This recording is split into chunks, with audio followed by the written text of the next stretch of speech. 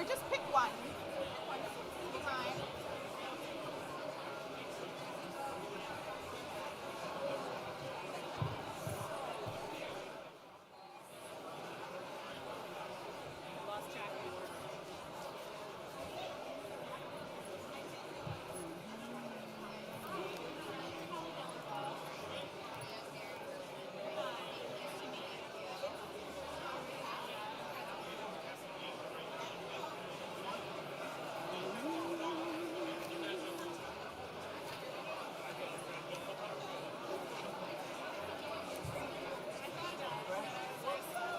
I'm ready. Let's go, let's go.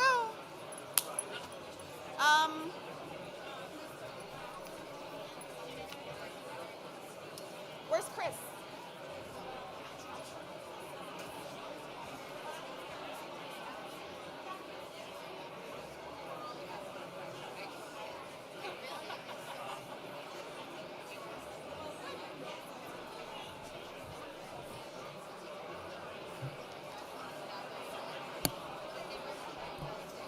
Hello, everyone. Good morning.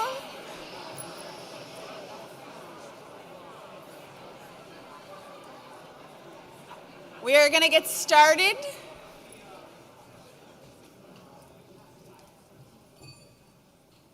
Such a great class. Look at you all, following instructions. My name is Melinda Person, and I am the president of New York State United Teachers.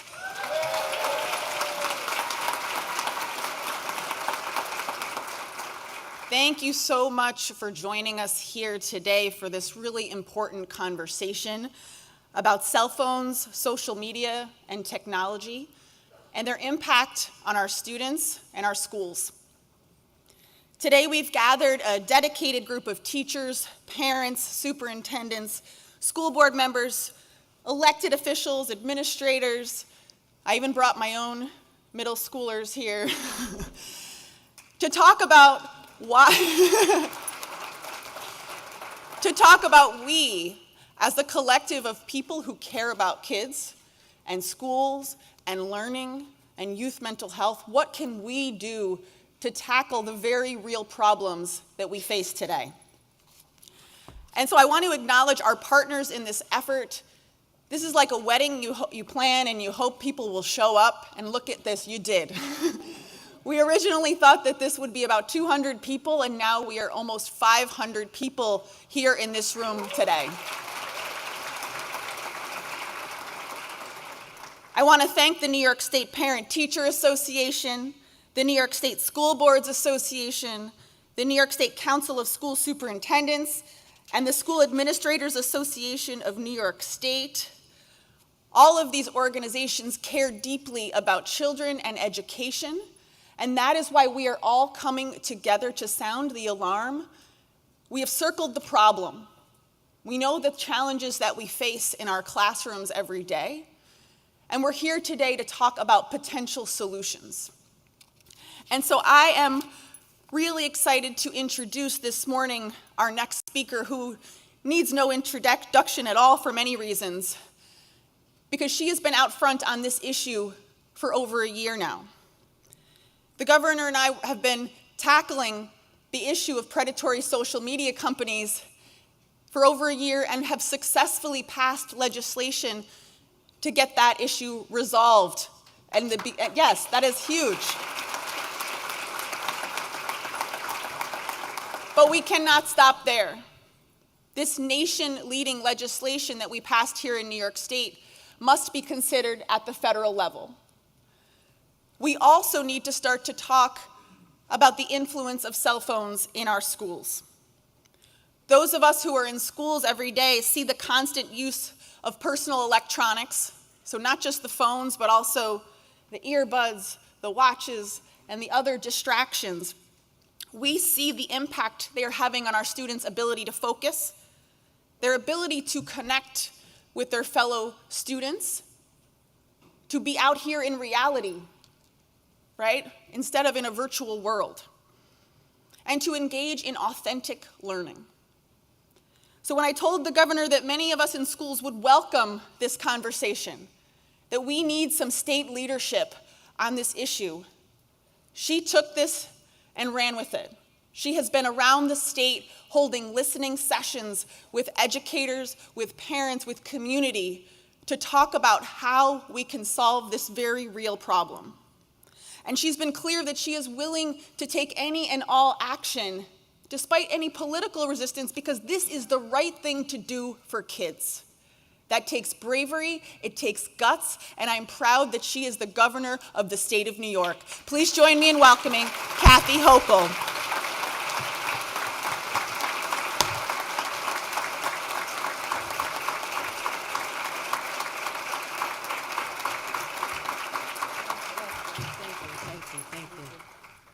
Good morning, everyone, and thank you. Yes, this is an extraordinary gathering of people that we could not have foreseen. We started talking about this a year ago. A few enlightened people came forward, people like Melinda, but others were not so sure we could take on something so bold and audacious. But that's right up my alley. I like to do that. The issues that others say are too hard to tackle and move on, I say bring them on.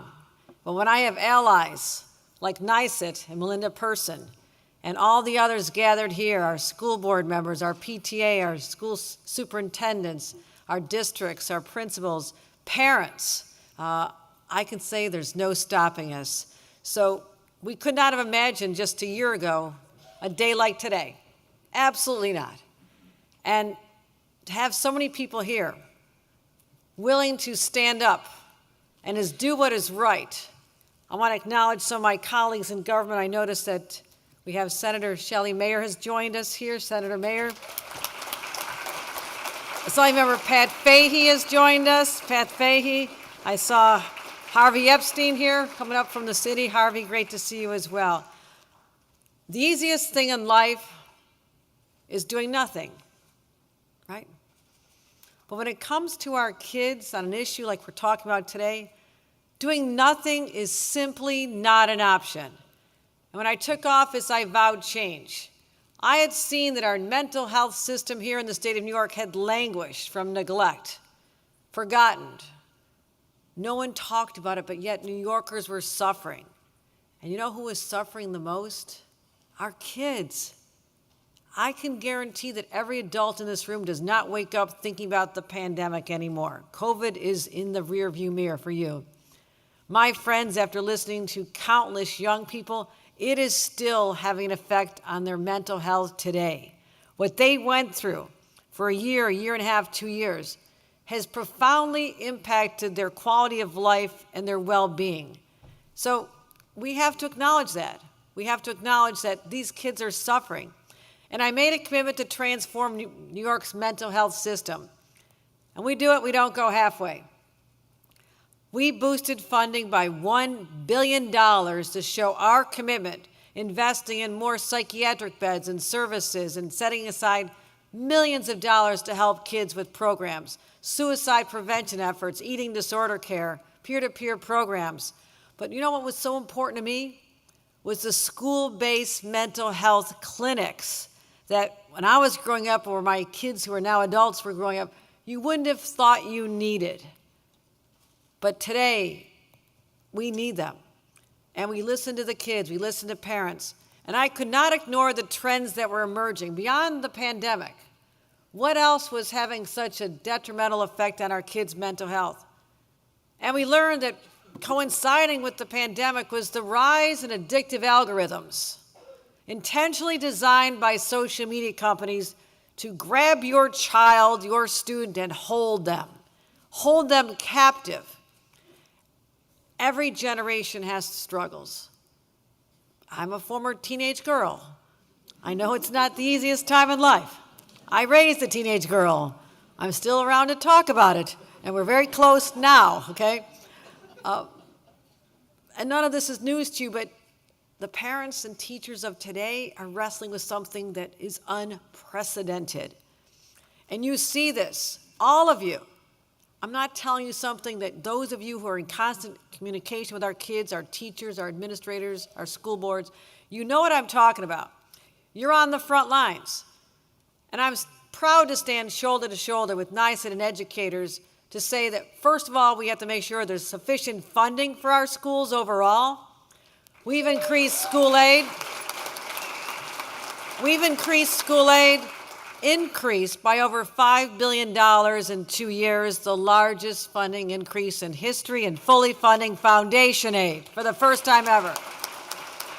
Tier 6 retirement benefits there to help our teachers. Overhauling the reading curriculum. I listened to Melinda, I listened to Randi Weingarten, I listened to Mike Mulgrew about how we're teaching in our schools, why we're teaching reading and phonics based on a system that was put in place 20 years ago and is not successful. So I don't mind reaching into the world and saying we can do better. All these investments have been made with one sole purpose, to do what's best for our kids. But listen, there's something else going on. What we had to do was address these algorithms aggressively, because I'll never forget one of the roundtables I did locally. Number of high school students, they were describing to me what they were going through, and I felt as a mom, more than anything, my heart was breaking, because this young woman said to me, "We can't put down the phones in schools. We can't do it. You have to save us from ourselves." This was a cry for help that hits you right here when you're a mom, you're a parent, you're a teacher who cares. You can't ignore that.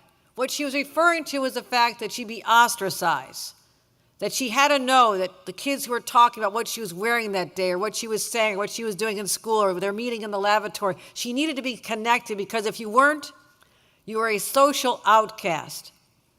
But just imagine a world where no one has the phone with them. No one is an outcast. No one has to worry about being bullied when they should be paying attention to their teacher in the front of the classroom. This is the world we're talking about. The anxiety, the depression, the sadness that never seems to go away. I have close family members. I'm watching them spiraling. They need help. So we took on the social media companies. Not an easy task. I'll tell you that right now, not for the faint of heart. But I said to them, with all these threats of litigation against us, you're going to lose in court, I said, get out of the courtroom and get into my conference room. We can work on this together. We don't have to be adversarial, because I guarantee your corporate leadership, your CEOs, your employees also see what's going on with the product you're creating, and there must be limitations on this. Leave our children alone. Let them get some sleep at night. Don't be bombarding them 24 hours a day with messaging that they did not ask for. That's the whole nature of this. They're taking information about your child, your student, and monetizing their mental health by bombarding them with advertising and messaging over and over and over again. They can go to social media sites if they want to. They can go to support groups. They can go where they want to go. But this is about them being on the receiving end of something they did not ask for. So we changed the law. I thank our legislators. I thank Nili Rozek. I thank Anu Gonardis for two leaders being champions, stood with me and our Attorney General, Tish James. Last October, we did a press conference with our teachers and everybody. And we said, we are going to make sure that New York leads. We're going to be number one in the nation in terms of how far we're willing to go, because the costs are so high if we do nothing. So, online privacy. You should not be capturing information about our kids and selling it. You should not be hitting them during nighttime hours. And parents should be able to be aware and turn off the addictive algorithms. You cannot send them this information anymore. And we got it through. The regulations being worked on, and the rest of the nation is paying attention. Look at Instagram this past week. Now, I'm not saying they went all the way. They have some more to do. But at least they took that step that everybody told me a year ago was impossible. Wait, how will we ever know whether it's someone under 18 or not? We don't have the ability to do that, so we cannot limit our activity with kids under 18. I said, really? You're tech companies. You know how to figure this out. Surprise, surprise, they figured it out. And that's what they did this week, and I need others to do that. So we're looking at this. We're looking at the Surgeon General report. on how children are held captive. 3 hours is dangerous, the average is 5. I'm listening to teachers, 72% who say across the country this is a huge distraction. The teachers I met in person who said, I'm in competition. I'm trying to teach, I'm trying to engage, make eye contact, have a relationship with these kids because that's how I can create a bond. And they're not even looking at me. I'm tired of this. This is getting too hard. Those are direct quotes from teachers who want to do their jobs. We have to help them as well. So let me say this. We are doing something. We're taking on the tech giants. They're starting to come around. We need Washington to do more. You'll hear more about that. And I thank Randi Weingarten for being a national leader on this and being our champion in Washington, D.C. Thank you, Randi. Thank you. But the cell phone in schools issues, I will tell you this. This has been an evolution for me personally. My kids were in middle school during Columbine, right?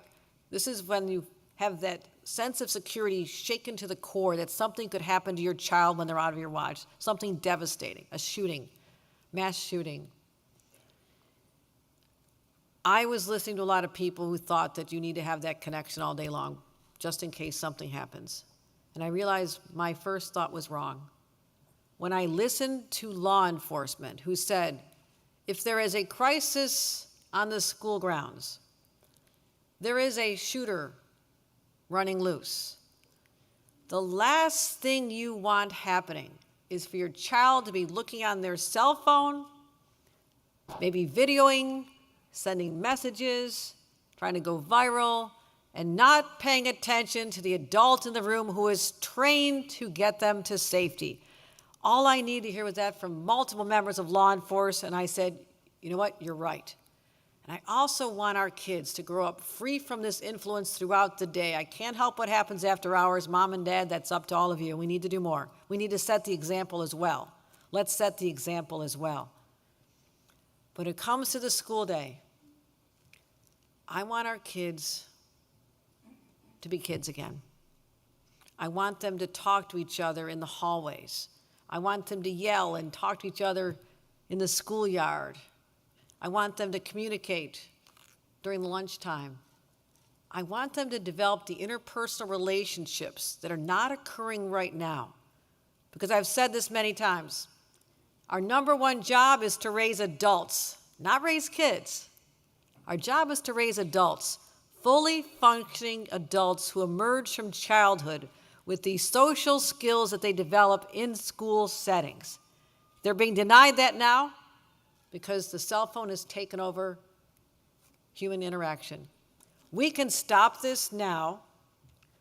We can work with the kids who've already had to deal with the stress and the anxiety and all those pressures. We can help them. But wouldn't it be fantastic to know that their younger siblings will enter a very different world, closer to our childhoods?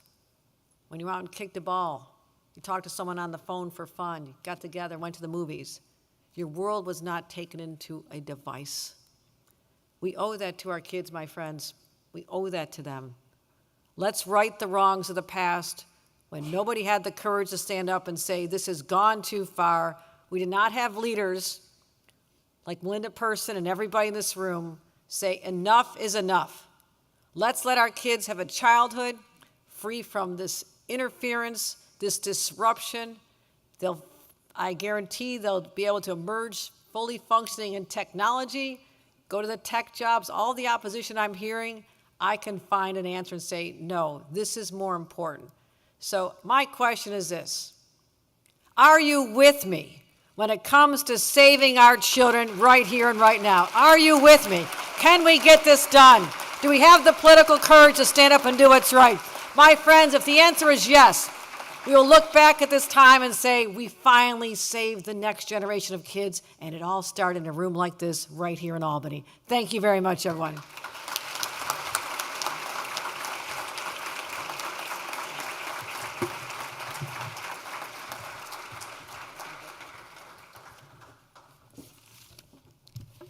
Thank you, Governor. And I do want to acknowledge the young people in the room. If you're 21 or under, raise your hand. we do have students who are here in this conversation. And that is intentional.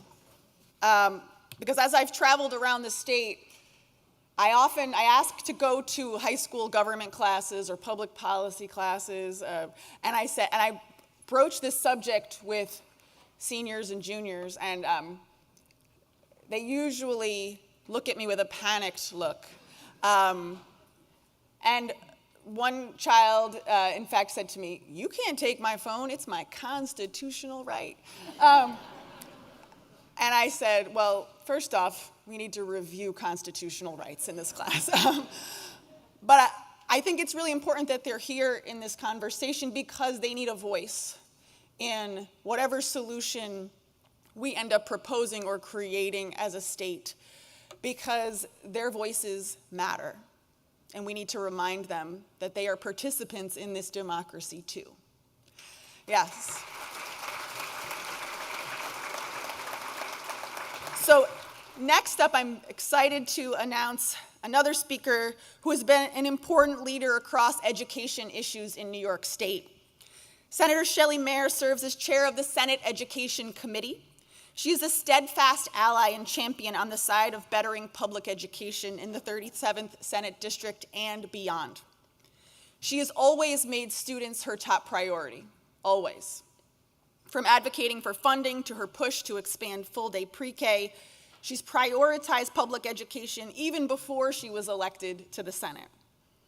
In last year's budget, she fought to expand access to free school meals to benefit all students, for funding across the state. So it is no surprise that Shelley Mayer was willing to come here today and speak to us on yet another important issue facing our students, this issue of social media and cell phones in schools. Please join me in welcoming my friend, Shelley Mayer.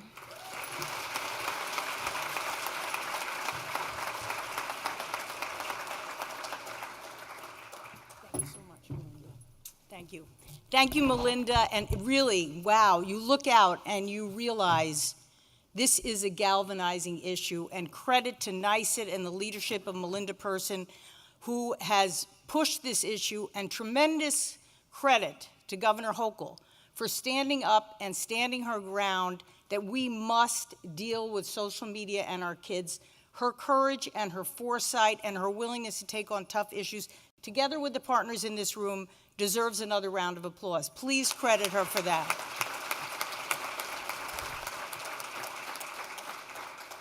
So about a year ago, as schools were sort of returning to normal, my colleagues and I in the Senate realized, as is being said here today, that the mental health challenges of our students were becoming quite dominant and that social media was very intertwined in that issue. And I started going on a tour around the state, looking at schools who are doing innovative things about addressing post-COVID mental health challenges and social media. And we went to Canajoharie Central School District, Capital Region BOCES, Buffalo School District, New York City Public Schools, Merrick, Center Moriches, Windsor, and of course the schools in my district in Westchester. And we found that many of these schools had adopted school-specific policies that restricted cell phone use, a variety of ways that reflected their own determinations of what worked. But in many of these cases, they reported to us, one, students were happier. Students fought them at the front end, and students supported them at the back end. Teachers were happier because they could teach, and they could involve themselves with their students, as the governor said. Their boards of education were pleased. Their law enforcement community was pleased, and their parents were pleased.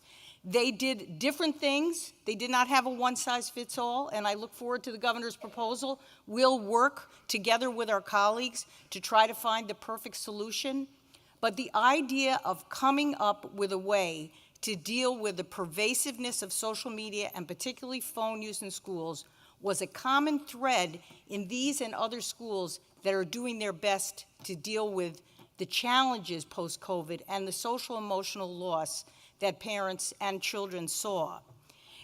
So admitting there's a problem as we are doing here today, and tackling it deserves tremendous credit. And as the governor said, when the legislature passed this very path-breaking bill to limit what could be done in social media to those under 18, credit to all of us in the legislature and the governor for ensuring that we took this step first in the nation to really challenge these companies to stop making money off our kids and let them return to life as it should be. And noticeably, when this week Meta took some steps, I think they see what's coming.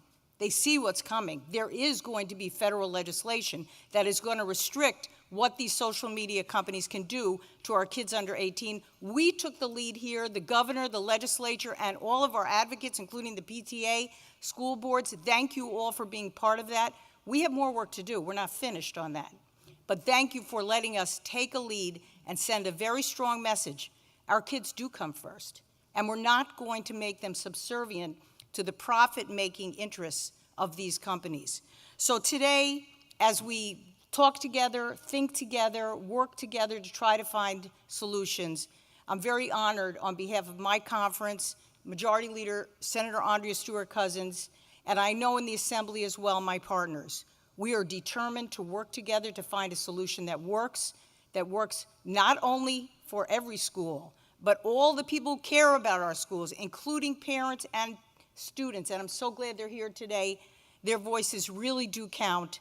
They have to help us come up with a solution. We will come up with a solution. Credit to those of you who stepped forward, are here. Thank you to the governor and to NYSET for their leadership, and I'm honored to be part of it. Thank you so much.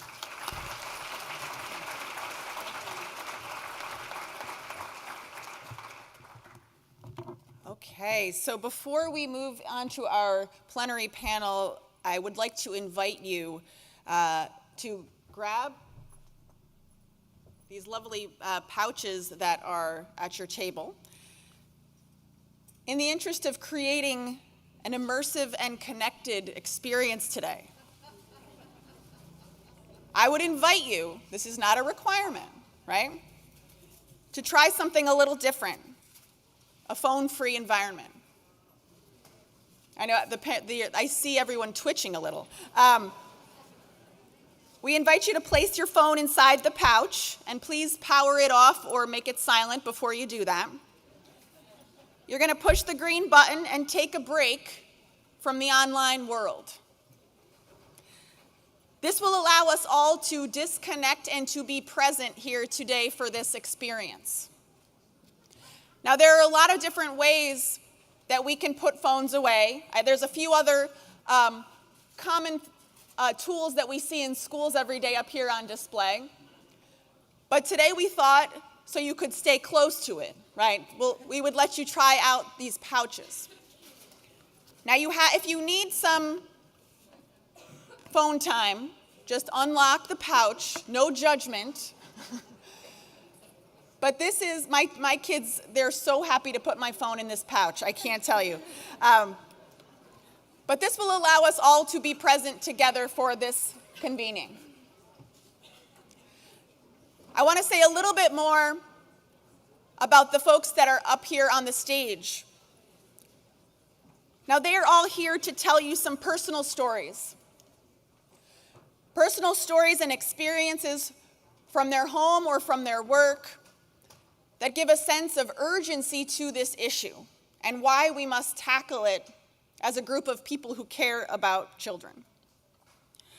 They have lived with the repercussions of social media and cell phone use in schools, and they can speak directly to the consequences if we fail to act. So it is my privilege to bring up our first speaker, Mary Rohde, who is a parent and educator and will speak as a parent and share a very real circumstance stemming from exploitation and cyberbullying on social media. Mary.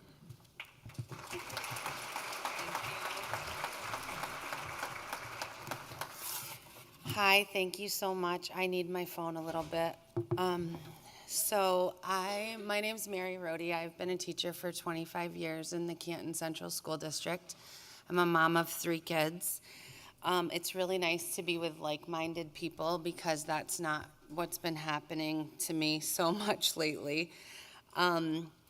I was in DC all week before I came here to speak to representatives about the Kids Online Safety Act, the federal legislation that's been mentioned here, and I'll tell you more about that. But before I get into that, this is why I need my phone. I'm just going to read to you the 21, I hope I can find it, I had it open, the 21 online harms now recognized that are happening to youth right now on these completely unchecked platforms. Okay, here we go. Child and adult influencers, disinformation, misinformation, extremist recruiting, lack of privacy protection, online gambling, online gaming addiction, online marketing to minors. Oh, it's hard to read because I know the kids who died because of these. Persuasive and manipulative design, screen addiction, catfishing, dangerous social media challenges, eating disorders, body dysmorphia, gaslighting, rumor spreading, reputation slander, self-harm, selling illegal street and prescription drugs on social media. There's 21. We didn't add on the mom that we met this week, whose 14-year-old took his life after he figured out that the girl he was in a relationship with was actually an AI chatbot. So I go there to DC after I make my sub plans, and with my new friends who are also grieving parents, one of the hardest things this week was that there was a dad there whose harm was sextortion. And that was the first time that someone was there with the same harm as me. And he said, if only I had known. And for 18 months before his kid died, I was trying to tell everybody. And it's so sad and hard, and this is what I do. I sit in front of people who are so less informed than the people speaking here. Thank you. Maybe they're 22-year-old legislative aides, maybe they're attorneys who are chiefs of staff, and maybe they're actually the representative. We were feeling such a huge win when we passed the Senate 91-3, full bipartisan support. I could talk to you about the 3 if you want to, but and it's hard to get in front of them. The big tech money is so powerful. But here's what I do. I say, hi, my name's Mary Rhodey, and I'm from Canton, New York. And this is my son, Riley, who was catfished and died by suicide after a 6-hour encounter with a sextortionist from the Ivory Coast who posed as a beautiful young girl, befriended Riley, sent him child sexual abuse material, which is already illegal, convinced my baby, he's still a little boy, I'm still making his breakfast, he can't drive a car, to send her pictures. And immediately they said, send us $3,500 or we will send your pictures to everyone that you know. And he got braces on that day. We didn't go to school. I dropped him off at his dad's house at 10:30 with some ibuprofen and a milkshake, with plans to see him at the athletic thing we had to go to say he wouldn't do drugs while he played lacrosse that year.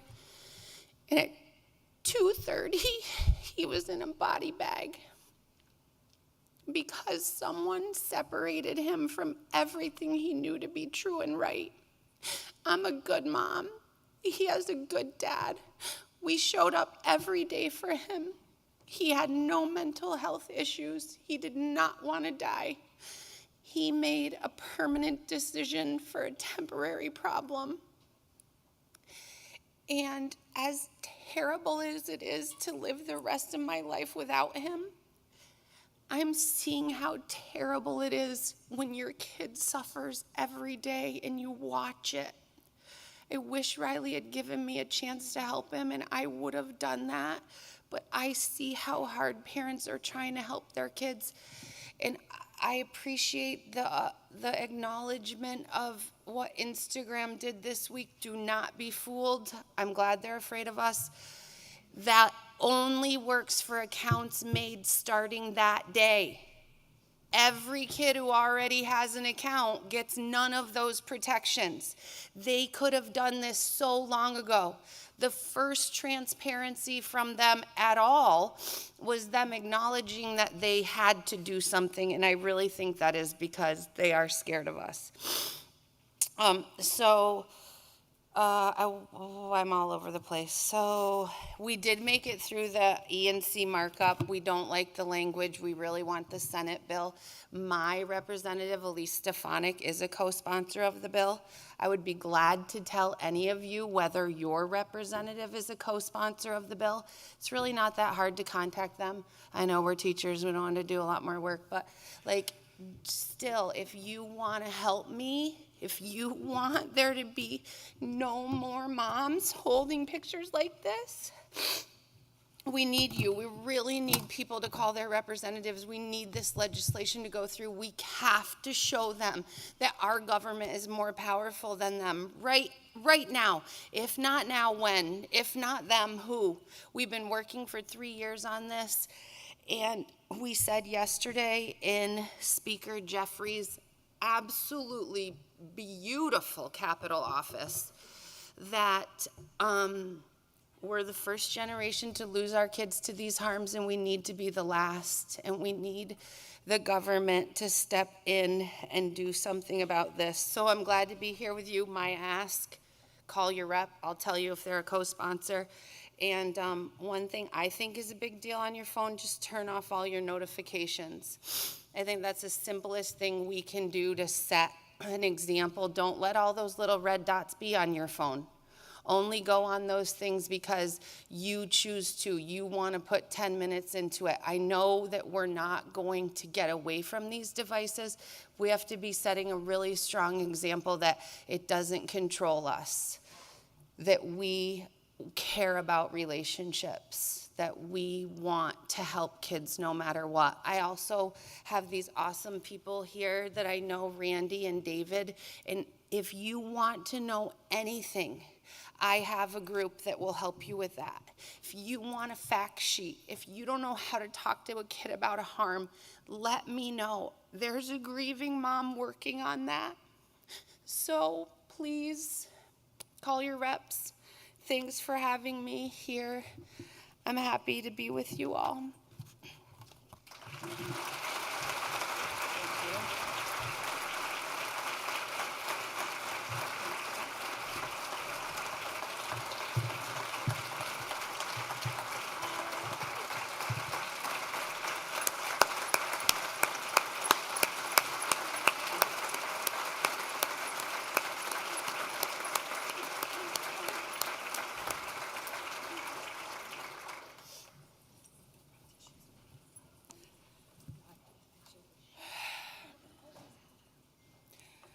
Our next speaker is a parent and the school board president from the Bethlehem Central School District, Holly Dellenbaugh. Holly was put in the place of leading her district through 6 separate threats of violence against students in the last couple of weeks. And so she has been navigating as a district leader and as a parent how to go through very challenging situations in a district where they have already proactively created distraction-free learning environments. Holly.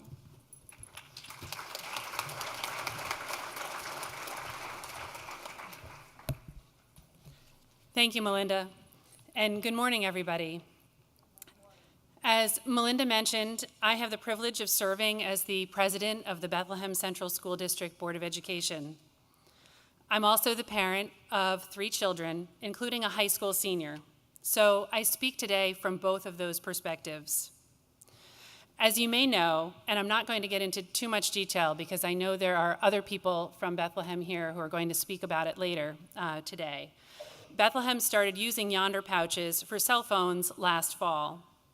All students at the high school are required to place all personal electronic devices, phones, smartwatches, earbuds, in a personal pouch that is kept sealed during the school day.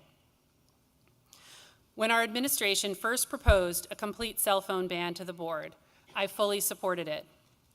I knew that the high school had previously tried restricting phone use in classrooms, but those efforts didn't seem to be enough. And they didn't seem to address the deeper issue of the negative impact of phones on social interaction among our students during the day. And as a parent, I had also become increasingly concerned about my own teenagers' cell phone use. Now, was my high school student a fan of this policy? No. Did I hear a lot of complaints at home? Absolutely. But I was secure in our board's unanimous decision to implement the policy, and I believe it has proven successful. But now, as we begin our second school year with Yonder pouches, as Melinda alluded to, recent events have tested the resilience of our community. Many of you are aware of the troubling events that unfolded last week. Over the course of 3 days, Bethlehem received 6 separate phone calls threatening violence at the high school and middle school. These were really frightening days for our community, for our parents, students, and staff. Many parents understandably chose to keep their children home from school, fearful for their safety. I made the choice to send my child to high school, worrying that actually keeping them home might be harder on their mental health because it would bring back echoes of COVID times and what that meant to stay home from school. And I trusted that the combined efforts of our school staff and law enforcement would keep them safe. But in light of these events, the security threat and the heightened anxiety, the question you might ask me is, did I still think the school cell phone ban made sense? For me, the answer was and is yes. In the event of a real emergency, I truly believed that my child and all students would be safer without their phones. Without the distraction of a phone, they could stay focused on what was happening around them and follow directions from school staff or law enforcement. There would be no risk of a phone ringing or vibrating to give away their location in a dangerous situation.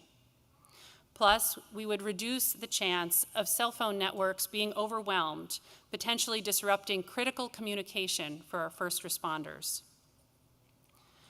And perhaps most importantly, we would avoid the spread of misinformation or rumors, something that in an emergency can, at best, fuel panic, and at worst, interfere with an emergency response. Indeed, after the lockdown that we experienced on Wednesday of last week, I heard from a number of parents and students who told me that the cell phones that were being used, this was after school, only made the situation worse because of the misinformation that was quickly going back and forth and out into the community. And when my child came home from school on Thursday and Friday, they actually admitted that they were happy they hadn't had their phone with them during the day. That's huge in my house. I understand the anxiety about being cut off from your child in a crisis. Believe me, as a parent, I feel it too. I worry about my child every day I send them out the door. But I also trust in the communication between the school and our families. And I feel that the district's transparency and responsiveness have given me confidence that my child is in good hands, even in moments of uncertainty. So while I recognize the concerns, even in light of everything that happened in our district last week, I still believe our students are ultimately safer without their phones during the school day. Thank you.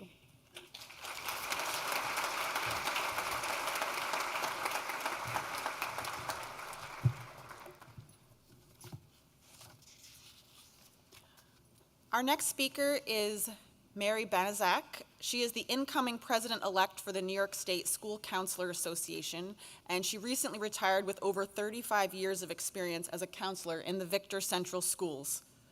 Mary has seen an alarming developmental change in our children spanning her career, and she is going to speak to that. Thank you.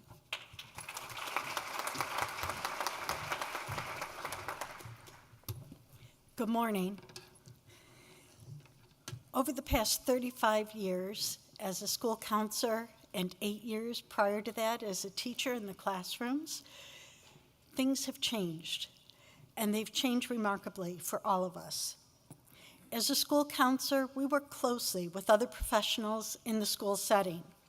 School psychologists, school social workers, our school nurses, all work together under the direction of our building and district level administrators to support our students. Together, we're called the Collective Care Team. We were honored last year when NYSET invited the professionals from each of our organizations to come together to share our work and our roles and responsibilities and how we work together to be even more supportive and effective in dealing with students. The needs of students are increasingly complex and diverse. Things that didn't exist years ago are prevalent every day in our world and in our school communities. School counselors work across disciplines with teachers, administrators, and our collective care team colleagues to help students thrive in school and to utilize the learning standards that New York State has set forth for us. The New York State Social Emotional Learning Benchmarks are skills and competencies students need to build self-awareness, develop positive relationships, manage emotional responses, and make informed decisions. The New York State Career Development and Occupational Studies learning standards provide a framework for career readiness and success in the workplace. The American School Counselor Association Mindsets and Behaviors for Student Success outline the knowledge, skills, and attitudes that students need to thrive academically, socially, emotionally, and in the career world. All of these frameworks support the holistic development of students to create a positive, inclusive school environment that has been impacted by the use of cell phones and technology. In addition to our New York State mandates for school counseling, we know our teachers have grade level and curriculum standards that guide their classroom instruction. And yet our teachers share grave concerns about cell phones becoming a significant distraction within the classroom, impacting students' abilities to focus on the instruction and to relate to other peers and the adults in the school environment. I spoke with our teacher union president last night, and he said, case by case, classroom by classroom standards for cell phone use are not working. They're inconsistent, and we need some sort of framework that is consistent and clear and supported by all stakeholders in order to make a difference in the classroom. Students are struggling to delay the need to read and respond to the information that's coming into them, just as we as adults are. Counselors across the state have shared some concerns regarding the cell phone use in their schools. We all know mental health issues have increased. We all know that sleep issues are impacting students' abilities to be successful in school. We all know that attendance issues are one of the most difficult things to overcome and to deal with so that our students can be in school and learn. Our students are being barraged by peer input, judgment, and ridicule via their cell phones 24 hours a day, 7 days a week. They are receiving direct threats, they are receiving bullying, messages and exclusionary messages, feeling left out. They are coming down in tears to the counseling office. They are going to the bathrooms and texting friends or their parents to say, I don't want to be in school today. Can you come help me? To the bathroom. We are working hard to bring them into the office to discuss it face-to-face and get the support they need. The tool of convenience that a cell phone began as has become a tool that is contributing to chaos in our schools.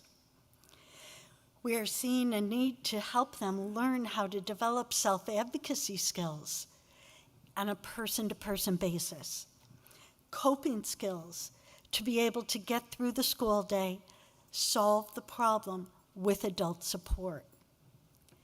We need to be able to identify how they can resolve conflicts together, that they don't need to linger and be pervasive. We can teach them restorative practices, but we need to do these things face-to-face and not via technology. We have had parents call our office and say, my daughter's in the bathroom, can you go get them? She's struggling. We have had parents show up at school and say, I need to take my son or daughter home, they're having trouble, and we need to work on it. Schools can help if we are in the mix. The picture taking, videos that are sent, impacting high school students throughout the day, talking about what they're wearing or what they said or who they're talking to, is alarming.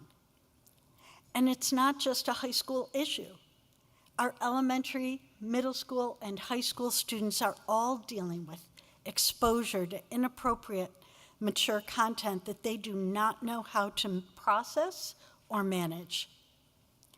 Middle school and high school students report requests for photos of themselves naked, and the sender will threaten to blackmail them if they do not comply. Our elementary school counselor mentioned that there was a third grade girl who reported a boy called her the name Big Back, and she didn't know what it meant. She came to the counselor crying. The counselor looked it up, and it was a song from YouTube that means you're fat. There was another child who was singing, you've got something up your nose. The students were unsure what that meant. When the counselor looked it up, it was a YouTube song referring to snorting cocaine. These are third graders who are listening to this. Childhood should be a time of exploration, finding your place in the world and who you are within your school community. But students are shifting to an online community in an unsupervised manner. A fourth grade student shared she was being stalked by a classmate on a video game that she and her friend were playing. She asked the other student to please leave them alone and leave the game. She did what she thought she should do. She blocked that person. Instead, that student made a new ID and joined the game again. He had no concept of the boundaries of saying, stop, please leave us alone.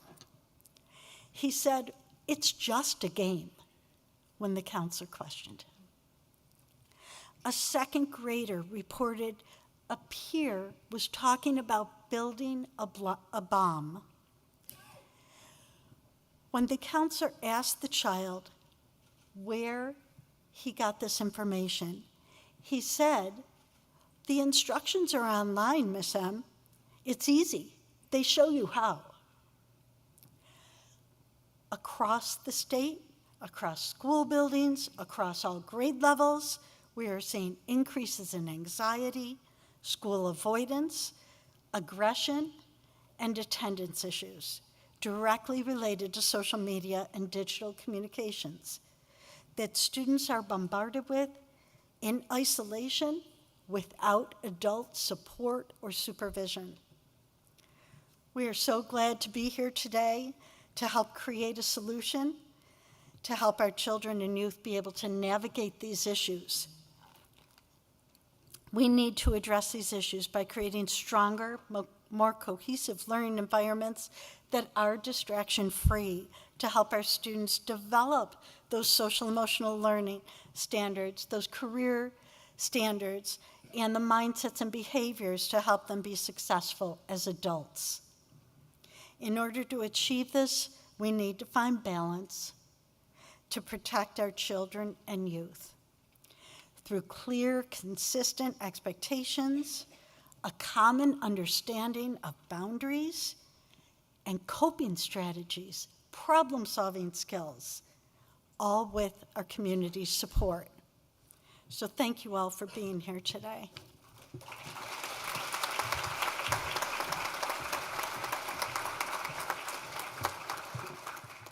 And our last speaker for this morning is a classroom teacher, Chris Kasem, who is going to speak about what it is like in his classroom today.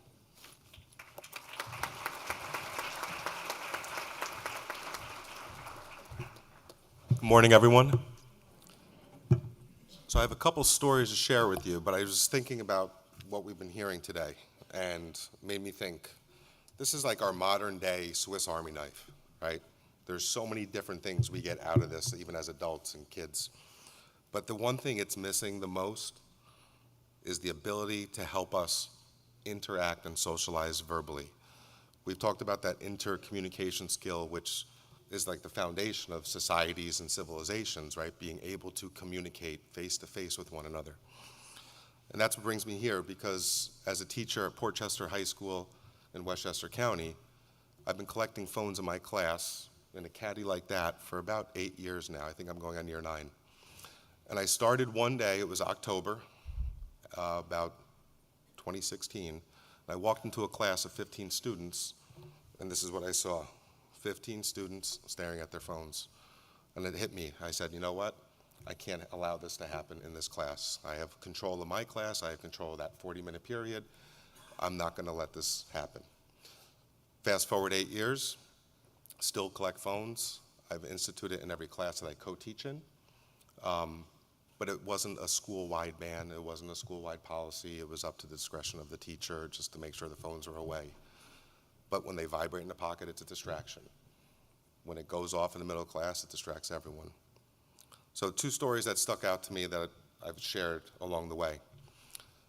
Teaching juniors in high school, right? We've all been juniors at some point or another. And I did the golden rule, you never end class early. You don't give them downtime, because we know what that looks like. We were all juniors. And my phones are in front of the room, and my students are in front of me. And in that last 2 minutes, they were quiet. It was the quietest classroom I've ever encountered. They couldn't speak to one another. They didn't know how to communicate with their peers. And it was heartbreaking, because these are juniors in high school. That's what juniors in high school do. They socialize. It's one of the most important key factors as educators that we do in classrooms. The second, last fall, I had a senior come up to me and said, you know, Mr. Kasem, can you write me a college recommendation letter? And I'm thinking, oh, you know, I'm the best history teacher in the school, really enjoyed coming to my class. She wanted to be a NICU nurse and go into the medical field. So I asked her, I said, well, why are you asking me? Which is a question I ask every student that asks me for a college recommendation. She said, you were the only teacher in my 4 years of high school that collected my phone. I felt more connected, more engaged, and less distracted than any other class. And it made me think, as we introduced this morning, back at the RA, knowing fair well that we were looking into a ban or a policy school-wide, I surveyed about 20 seniors who were graduating as a class of 2024, knowing fair well that they had at least one teacher in 4 years who collected their phones. And the majority, if not all of them, said, I felt more engaged, I felt less distracted, I learned more, and I got better grades. And I think that's the one piece that we could take from the classroom. This year alone, we've started our policy. We're about 3 or 4 weeks in, where we have It's not a full-blown ban, but it has classroom caddies for every teacher. And I've heard comments from students like, you know what, I'm so glad we're doing this. And I've heard teachers say, I feel like I'm teaching again. So I'll leave off on one thing. The students are socializing more. They're interacting in the classes more. They're talking to one another more, and that's what we need. And what scares me the most, and I think we're at that pivotal turning point now in history, where technology is taking over, we're at that point where AI is on that cusp, and it's going to impact every single one of us.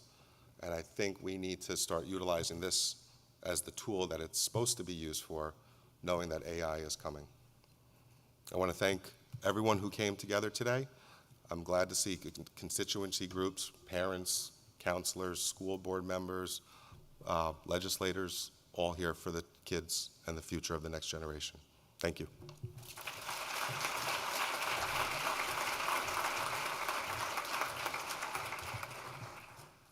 All right, so can we give one more round of applause for our panelists?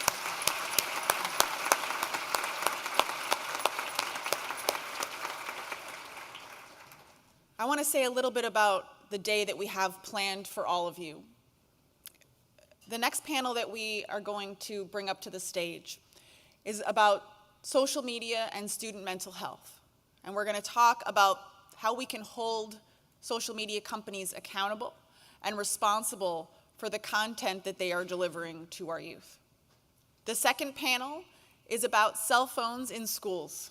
And we're going to hear from district leaders, educators, and from students about what successful distraction-free learning environments can look like.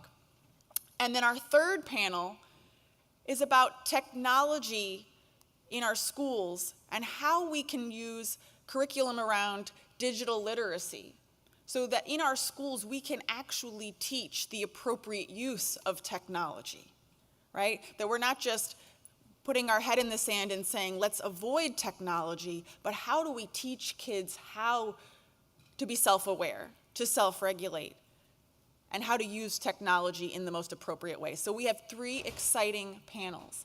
In between each panel, there will be a segment where we will ask you to have a discussion at your table. This is adult learning practices here, right?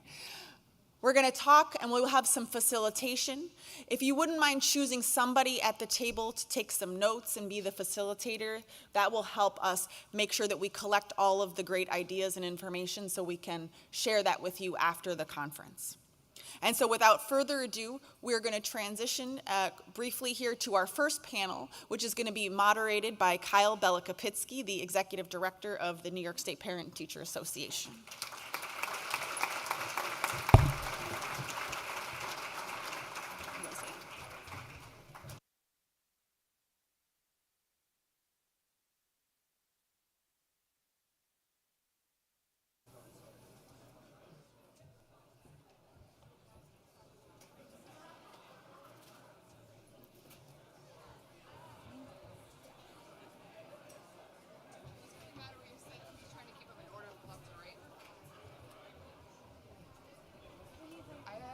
I'm gonna take this for me because they decided to switch to handhelds at the last minute. Perfect. So you were the only one that came up and got your mic.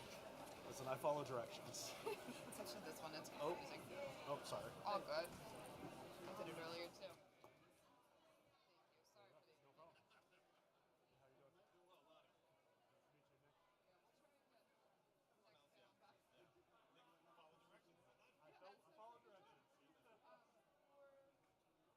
Sorry for the extra handheld up here for the moderator.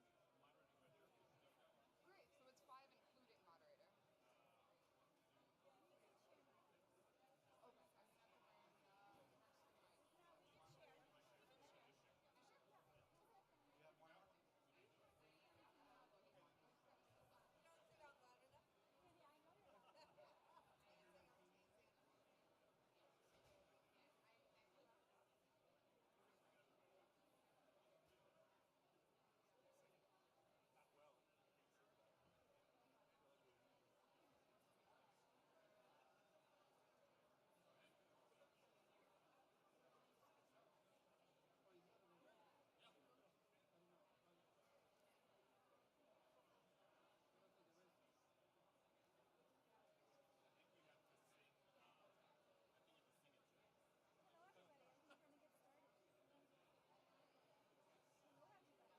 Can anybody hear me? I think we're going to get started with our first panel.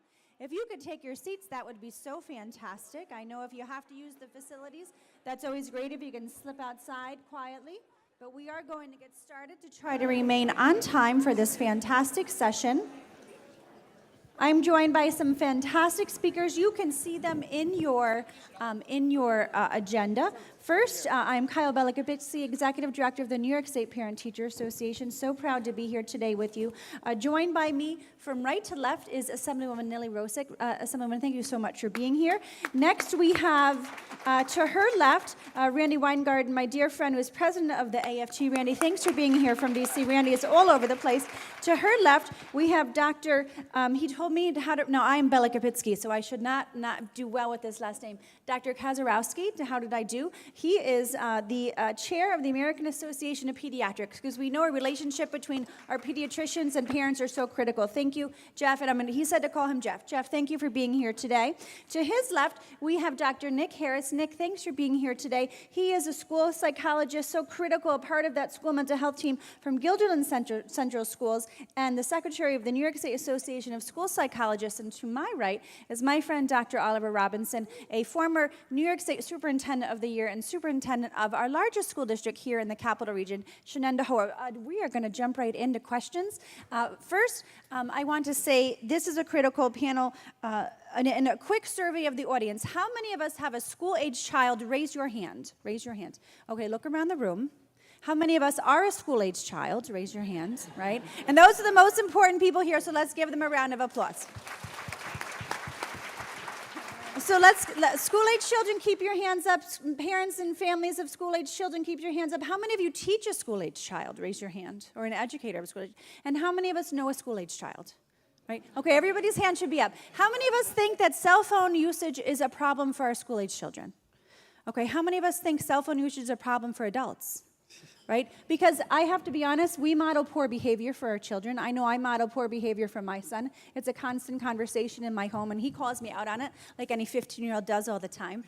So that's going to be a continuing conversation today. We know what the experts say, we know what science says, and we know what common sense says. We know that there is more than a correlation related to mental health challenges of our students and children and cell phone usage and social media. That's what we're going to talk about today. Excessive cell phone usage and social media is impacting student development. It is impacting learning in the classroom. I know my educators here, I know my medical professions here will tell you the same thing. Devices are altering what's happening in our classrooms daily. They are reducing academic achievement. They are reducing social interactions amongst our students, and we're going to kind of dig into that. So a quick question for all of you, and we're going to kind of keep answers short on this question. And I'm here to tell you, if you are a parent of a child in middle or high school and you think your child is not on social media, you are gravely mistaken.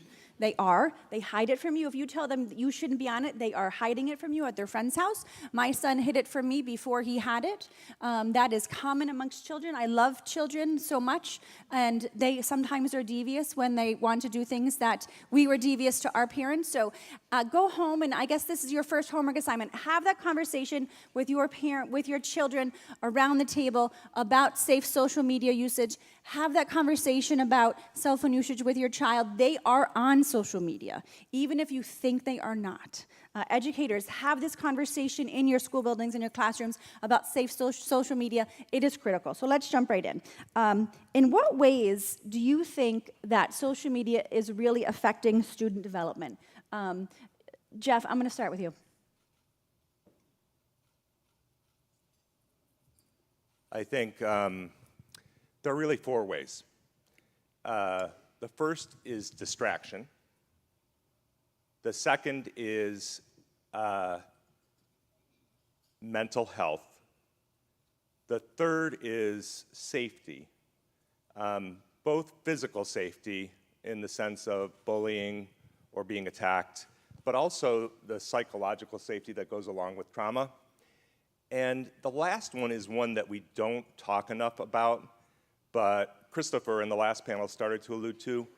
It's loneliness, which is really striking, right?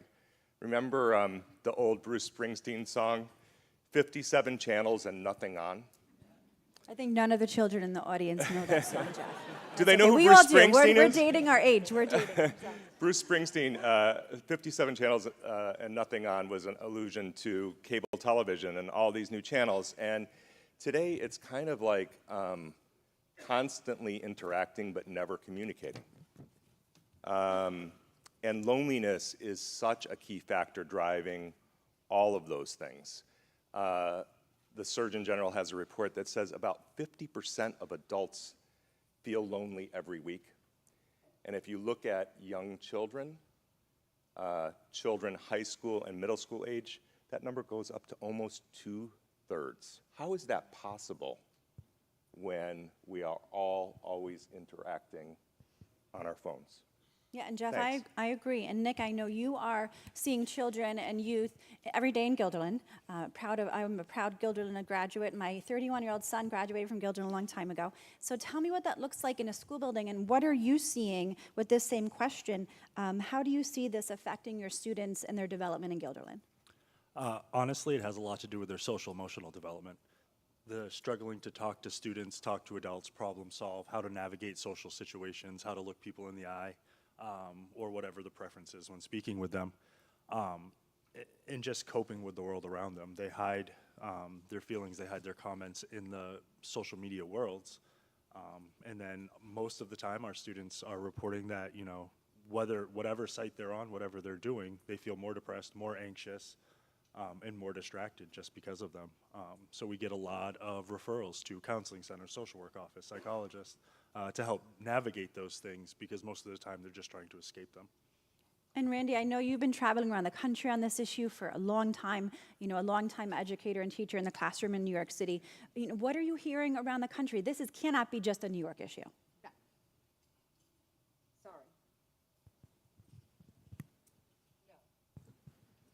It takes a minute. Hold on, take Jeff's rant. I'll use my educator voice until I get a better microphone, okay? Is it working now? No. Jeff, you want to hand Randy your mic? Thank There you, we go. Jeff. Okay, it's working now. Yes. So, look, there's always about a binary choice here that we need to reject, which is what I think the first panel was saying. There's a lot of things that the internet has done that's been very helpful, but overwhelmingly, right now, post-COVID, particularly with the onset of AI and with the lack of regulation in the social media space, the disruption to relationships, coping, problem solving, and what both parents and educators need to do for kids, which is how we prepare them to navigate their world.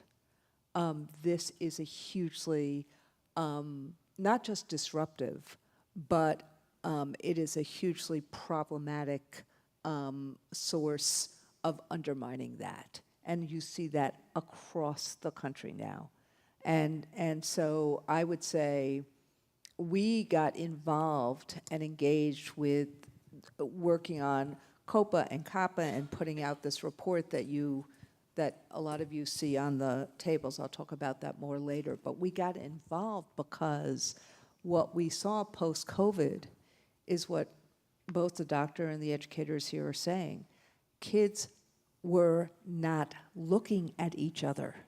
They're not even not talking to each other. They weren't looking at each other. They didn't have the vocabulary. They were fixated and addicted to the phone. And so that's why we really got involved and engaged and wanted to try to correct the mistakes that had been made in terms of the onset of social media, of not having any liability or accountability or responsibility with the social media companies. And that's a great segue to Oliver, and with real responsibility in social media companies. Oliver, and you're going to know off the top of my head, you have thousands of students in Shenandoah. you were very vocal on this issue, and you took a step that many school districts have not taken yet and actually sued social media companies. So let's talk a little bit about that. What does that look like? You took legal action on behalf of your students. Explain what that looks like, explain what's happening with that, and explain why you felt so strongly about that as a school leader and a state school leader. What are your thoughts on this? Well, okay, a few things. When you think about the issue and the topic we're talking about, there are different levels and types of responsibility. There's responsibility on parents, responsibility on students, there's responsibility on school personnel, and in this case, we're talking about the responsibility that tech companies must have and take ownership of. And we've heard a lot of it before. And so when you think about several years ago, the largest issue schools, and to a large degree still dealing with, surround Juul, e-cigarettes. And so as a part of our responsibility as a school in terms of creating the environment for students to learn, we participated in a lawsuit for that, to say we have to do something about the addictive nature of e-cigarettes that's quite frank, which are not only, it's literally killing our kids in many ways, but certainly a major, major issue within schools.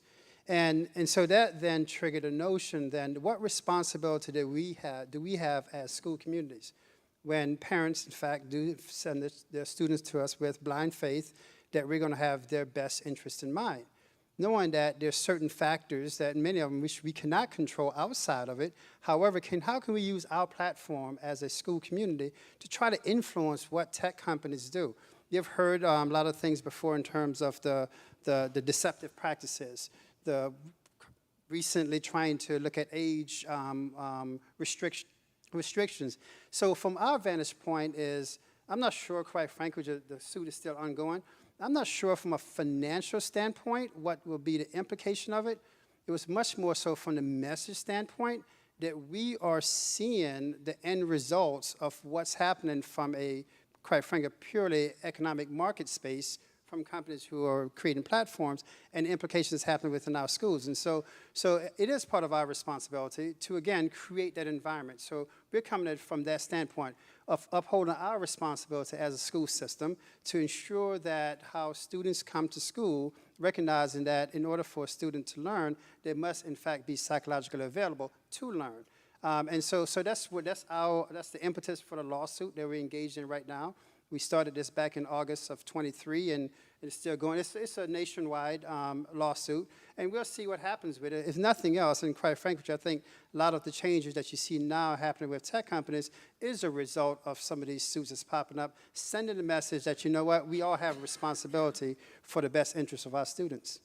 And I agree, and I really want to thank my colleagues that are here from our other sister associations, the Principals Association, SANES, the School Boards Association, NISCUS, the Superintendents Association, the Conference of Big Fives, the ECB. This is really a critical issue for all of the associations. Certainly nice that you're putting on this conference, Randy, of course, AFT and NEA for all the work that they do. And certainly the Assembly and Senate and the Governor have been partners in this work. Assemblywoman Rosick, I know you and I have worked on this issue along with our education stakeholders, and certainly Melinda. We were all at that press conference in October that the governor was talking about.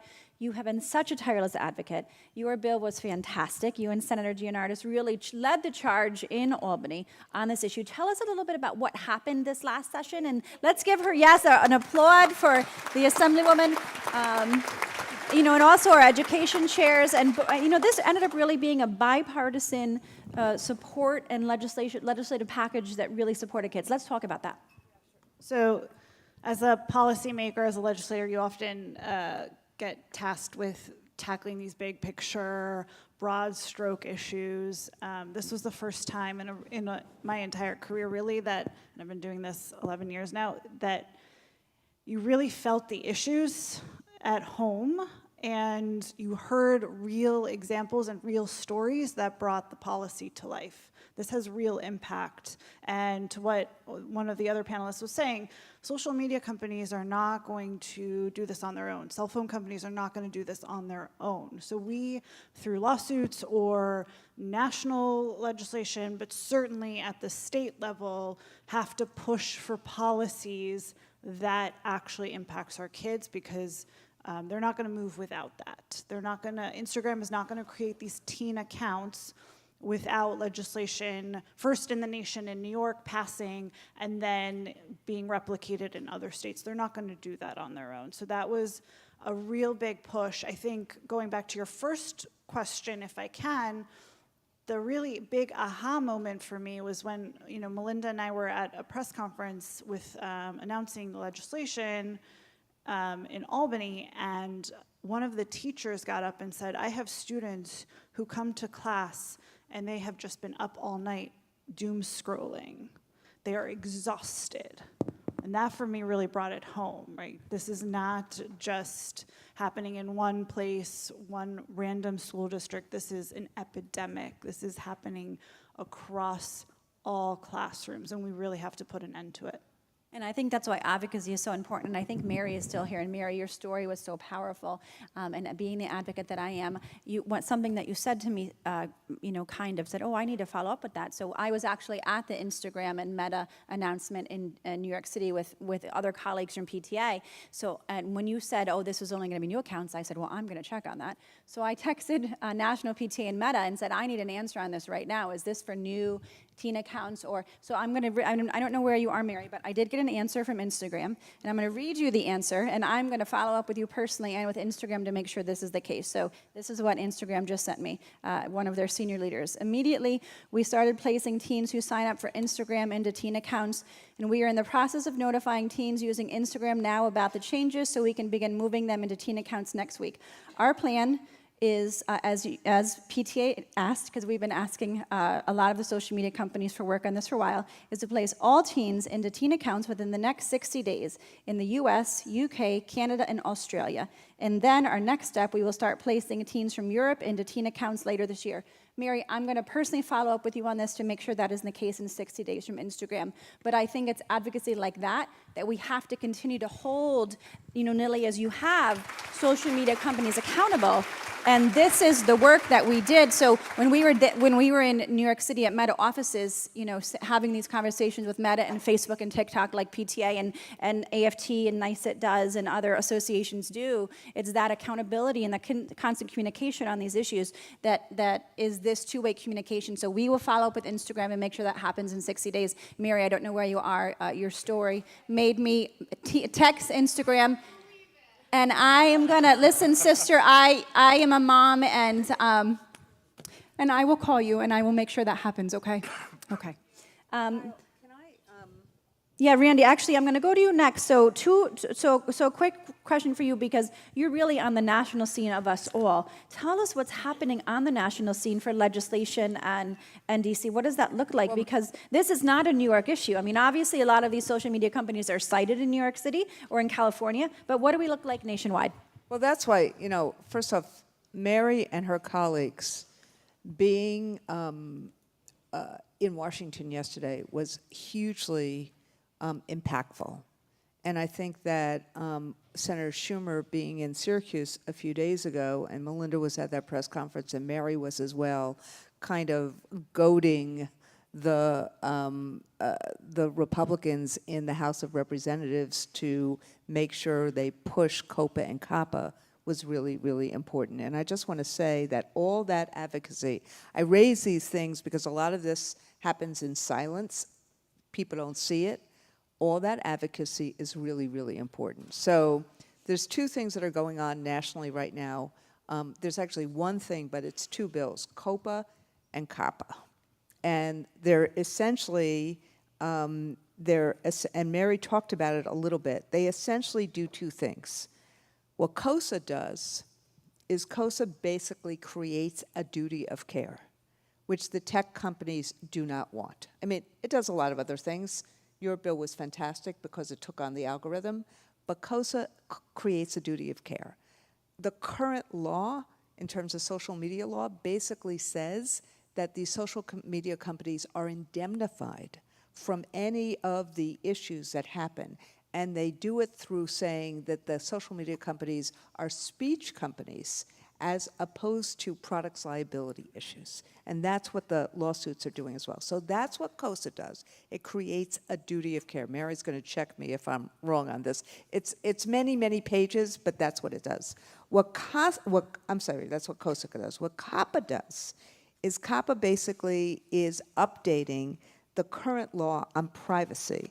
And this is the most important fact that I can give you, if I can find it, which is that by the time a child is 13 right now, the tech companies have captured more than 72 million pieces of personal data, and they use it to target ads and amplify harmful content, things like that.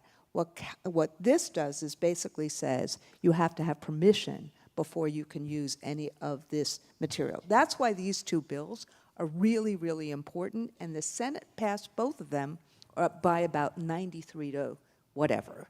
I'm sure it wasn't 93 I heard we to have 7. 3 we have to work on. So Yeah, it's gonna be but what I would just say, in addition, is that the stories that people are telling are really important.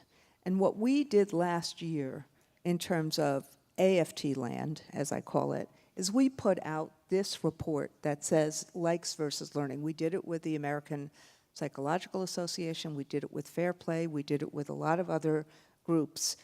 Because what we need to do is make sure that these tech companies can't keep using their terms of art as opposed to our terms. Like, we need to understand what the algorithm is. We need to understand what automatic scroll means. We need to understand the impact, and that's why we tried to put this report out in plain English. And the last thing I'll say is this.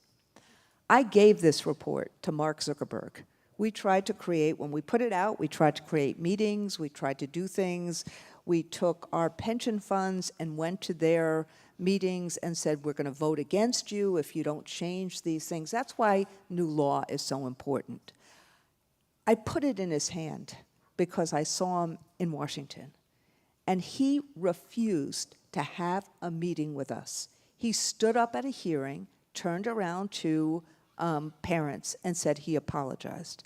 But the only reason Instagram and he is doing anything is because of all of you and because of COPPA and COSA. That's why we need these two bills, and we need the House to actually vote on it. I agree with Mary, they weakened it, but we are all focused on the Senate version of it and to get it out and to get it in law either now or during the lame duck after the election, because this will make real change for these social media companies and create real accountability. Agree. Neely, do you have thoughts on that? Just add to what Randy said is that before COSA and COPPA, if they ever pass, the actual federal law has not changed since I was 12 years old. Okay, so it's very, very clear that the landscape has drastically changed, and it is almost impossible for us to keep up with that. I actually have to run. I have a hearing on AI and protections that we need to be insisting on and regulating for our students and consumers, because that's the next step. But again, the federal law has not changed since the late 1990s, early 2000s. So that's why we really pushed for a state level law to kind of get ahead.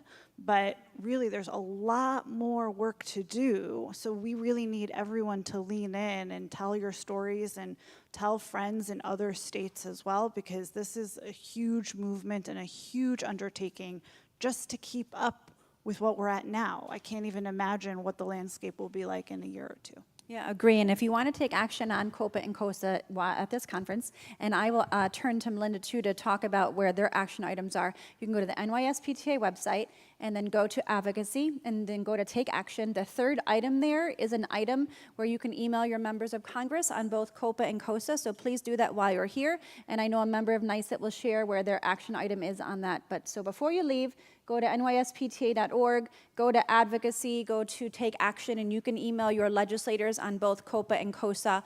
You will get an email back from them. It will probably be a form email, but know that the more times we contact them on these critical issues, that the better. Oliver, you have a lot of students, and I know that you have been a long stalwart for, working on anti-bullying initiatives and supporting students. Back in our day, we'll date ourselves, I didn't have a cell phone. We had pagers. And bullying stopped at the school door. When you got off the bus, you were home in a safe space. And if you were being bullied, it ended at school. And now, as we know, bullying is really happening throughout the entire afternoon and evening hours online, as we've heard in the previous panel. What does that look like in your school building now that bullying really has gone digital? And how are school districts responding to that? And Nick and Jeff, I want you to think about that too. Well, a couple of things. Before I address your specific question, Kyle, I just want to something on the other side of what Randy just mentioned. So, and also I appreciate the sentiment at the end. Legislation is slow to happen, and that's the reality, right? And so let's approach it from the other side. There's an old adage, money talk, the other stuff walk. And the bottom line is from There's children in the yes, audience, exactly, Oliver. children in the audience, right? From the reason why I want to emphasize that point is that change happened when there's a financial implication to it. And so subsequently, again, the lawsuit side is basically saying that there could be significant financial implications if we don't get things like age verification, if we don't get things like more parental controls, if we don't stop the targeted algorithm. And so again, it's not about saying what's happening, it's about demanding what you want. And I think that even our legislation needs to make sure we're not talking about the problem, but demanding a certain solution. And so with that being said, we see in it now, we see that most of the issues are, again, I don't necessarily want to quantify, a lot of the issues we see with students in school, it is issues that stem from social media, harassment, conversations, this artificial notion of who's my friend and who's not my friend, and those type things. And so a big part of that then is how do we use those opportunities as learning opportunities for our students even. And we have here at Shen, I'm pleased that we have 2 tables. When I walked in, somebody said at the Shen table. I was like, that's a beautiful thing. And many of our counselors and teachers here. And so I think a big part of that is also as adults, how do we try to put our heads in the space of kids who are, quite frank with you, not developed cognitive or otherwise, we have our experts here who can speak to that, to contend with some of the things that they're contending with in a virtual space, right? Before, kids used to have little knockdown, dragouts in parks and playground, and you kind of go to each other's house and talk it over and resolve. But nowadays, you have a knockdown, dragout with people who you have never met. And so that's a whole different set of circumstances. So I think that's the challenge in terms of, again, the training that we have to have as educators, as counselors within our schools, and also the conversation we need to have with parents in terms of what conversations they have with their children. Because oftentimes we place the blame on kids, and I'm not saying that kids are not necessarily a part of the responsibility. However, in many cases, they don't even have the skill set to even ascertain, understand what's happening to them, and that's why we have some of the unfortunate crisis situation, much less what I call the everyday run-of-the-mill harassment, bullying things that we deal with in our schools. And so it's a complex set of circumstances that we're trying to address and not have it be so complicated to get to resolutions. I agree. And Jeff and Nick, what are your thoughts with working with students on this on a daily basis? We know the Surgeon General has warned about the issues of social media. We know there's research out there. When does the social media and cell phone really start affecting students, and what does that look like from a bullying perspective?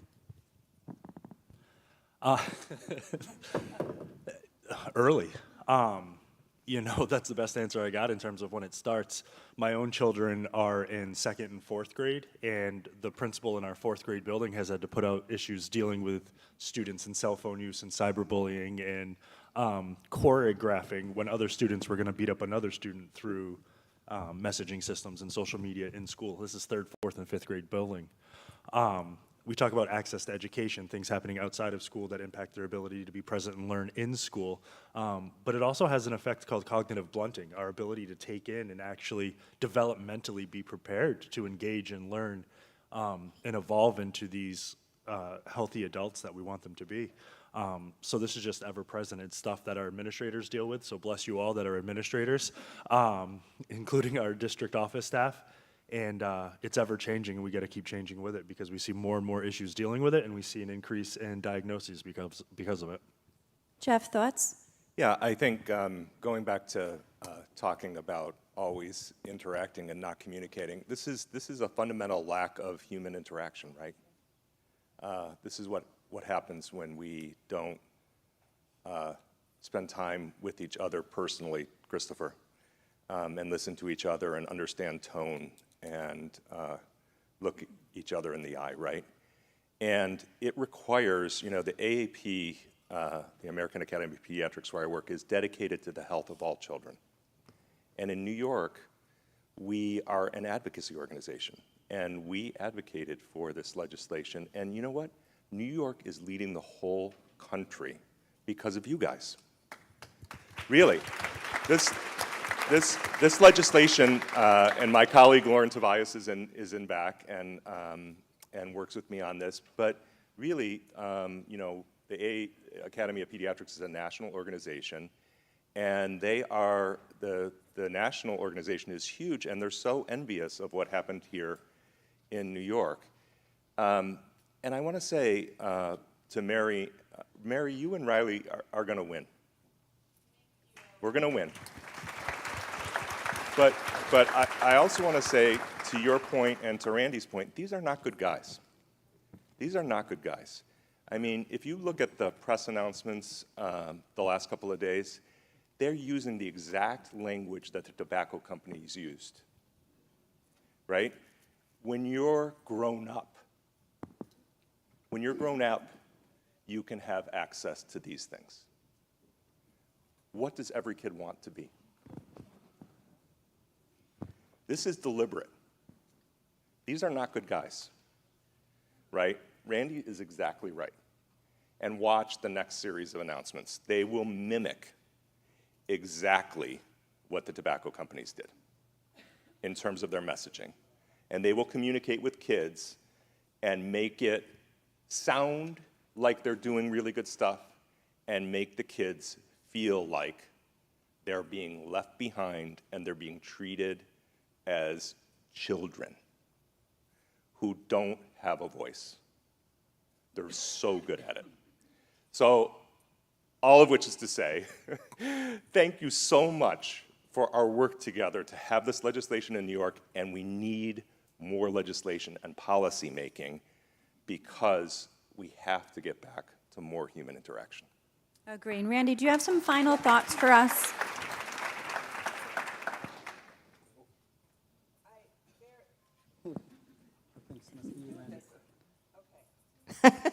No, it's working. It was a laugh. The last panel of today on really learning and about media literacy that NICE put together.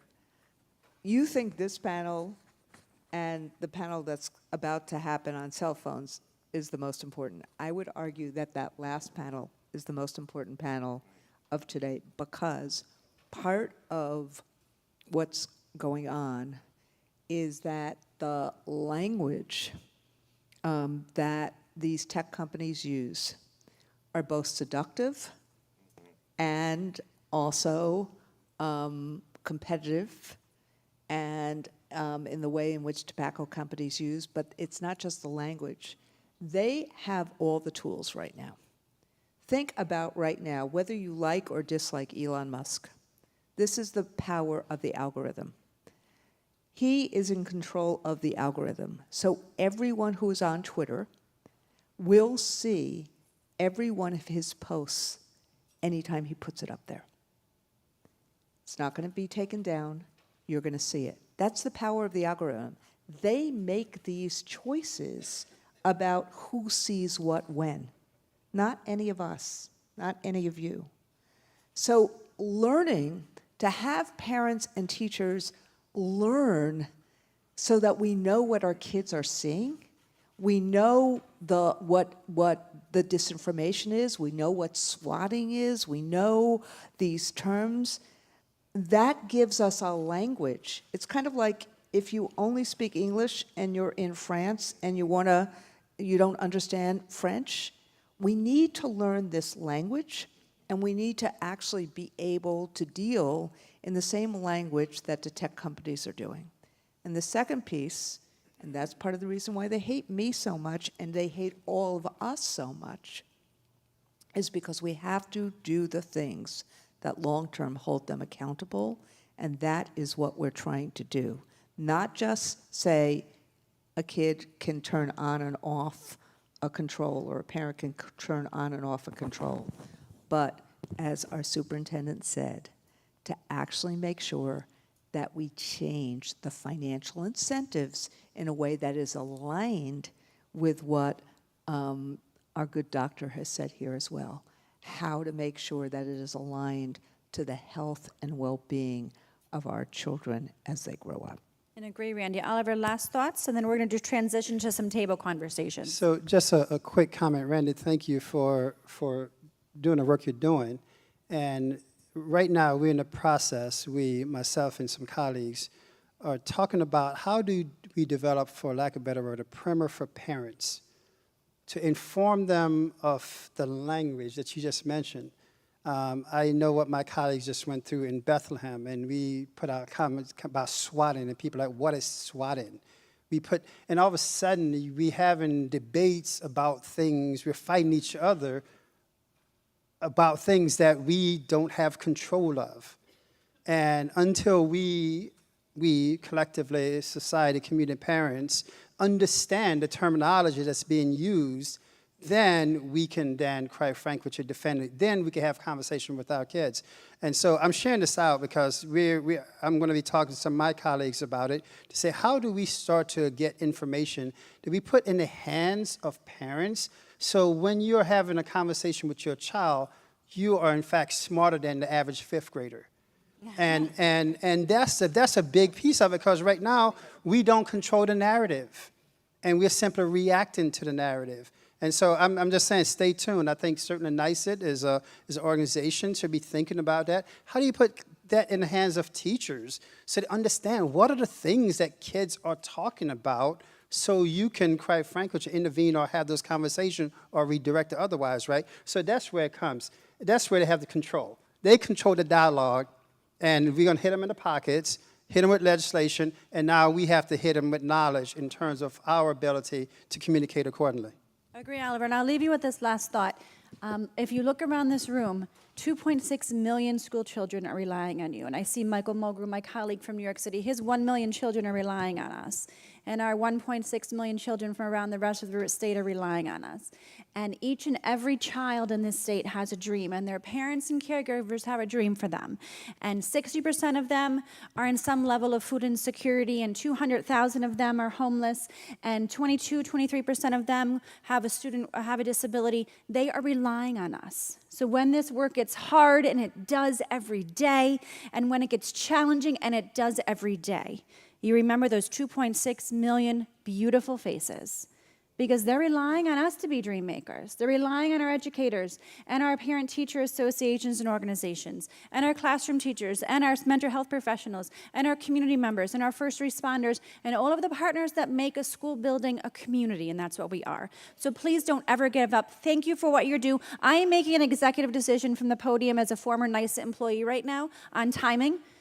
So Lonnie said I could do this. So we are going to have some facilitated table conversations on this conversation. Melinda will go till 11:05. Does that work? So we're going to have conversations at our table, some facilitated table conversations until 11:05. Then we're going to start our next panel. Thank you to this. Let's give a round of applause to these fantastic panelists today.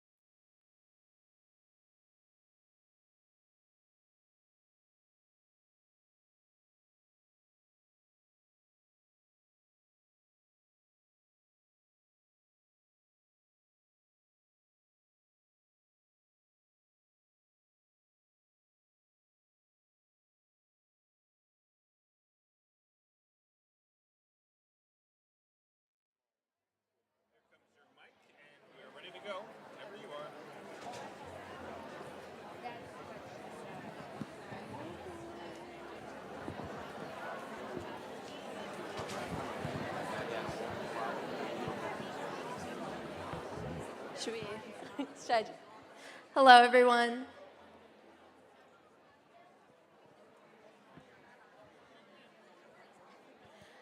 If everyone could please find their seats, we're going to get started with our next panel. Everyone sit down now. It's class time. Miss Rockaway, please sit down.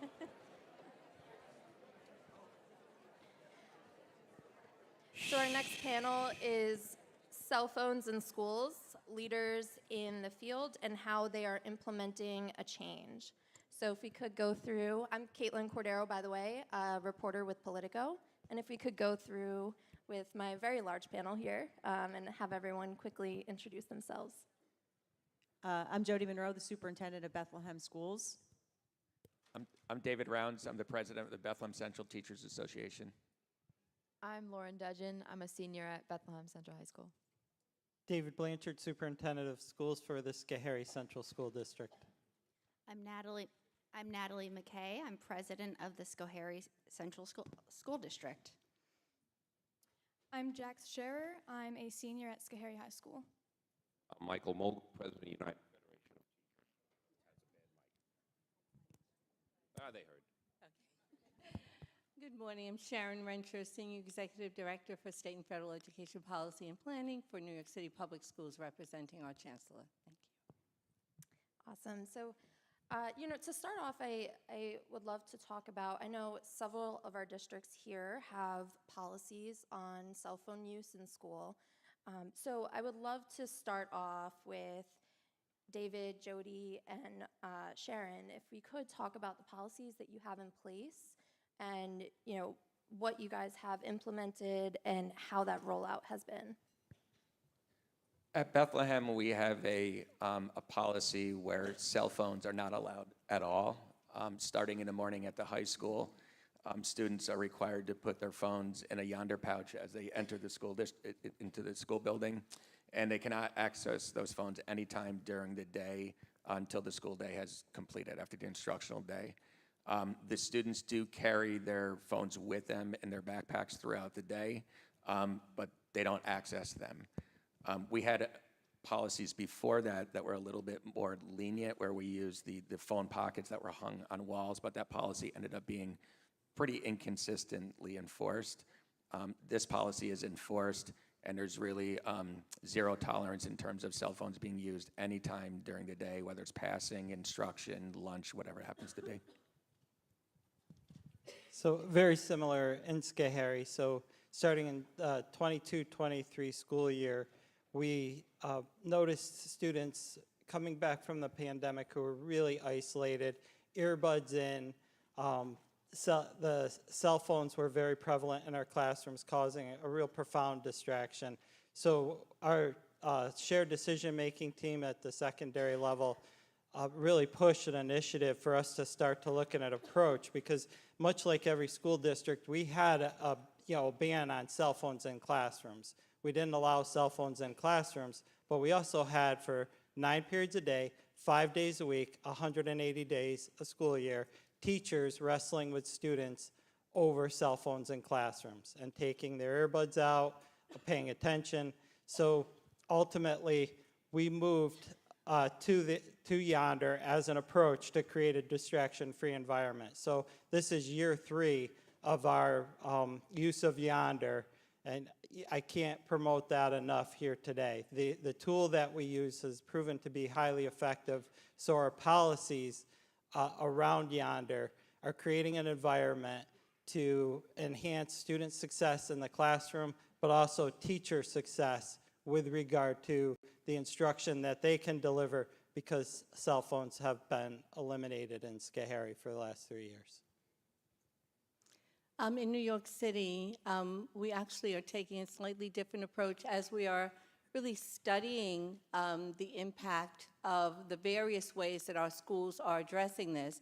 We don't have a citywide policy for cell phone ban at this current time, but we have over 350 schools who already have local policies for limiting the use of cell phones during the school day. And this school year, we'll have an additional 500 schools that actually will have those policies in place.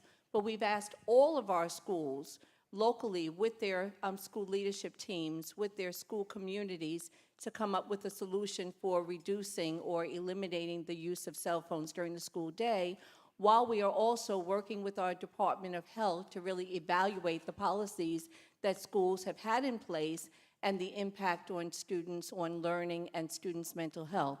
We're also working to expand, and thank you to the governor and to the legislators for expanding the access to school-level mental health centers. One of the things that we are prioritizing, while, again, the legislative action has been taking place, but also addressing the mental health issues that students are being impacted by, both out of school and in school, by social media. Thank you. And I wanted to ask you, Jody, I know that this recently Bethlehem has had issues with threats in schools, and I know that's a big concern for a lot of parents, of situations like this, of not being able to reach their students and not to be able to communicate with them.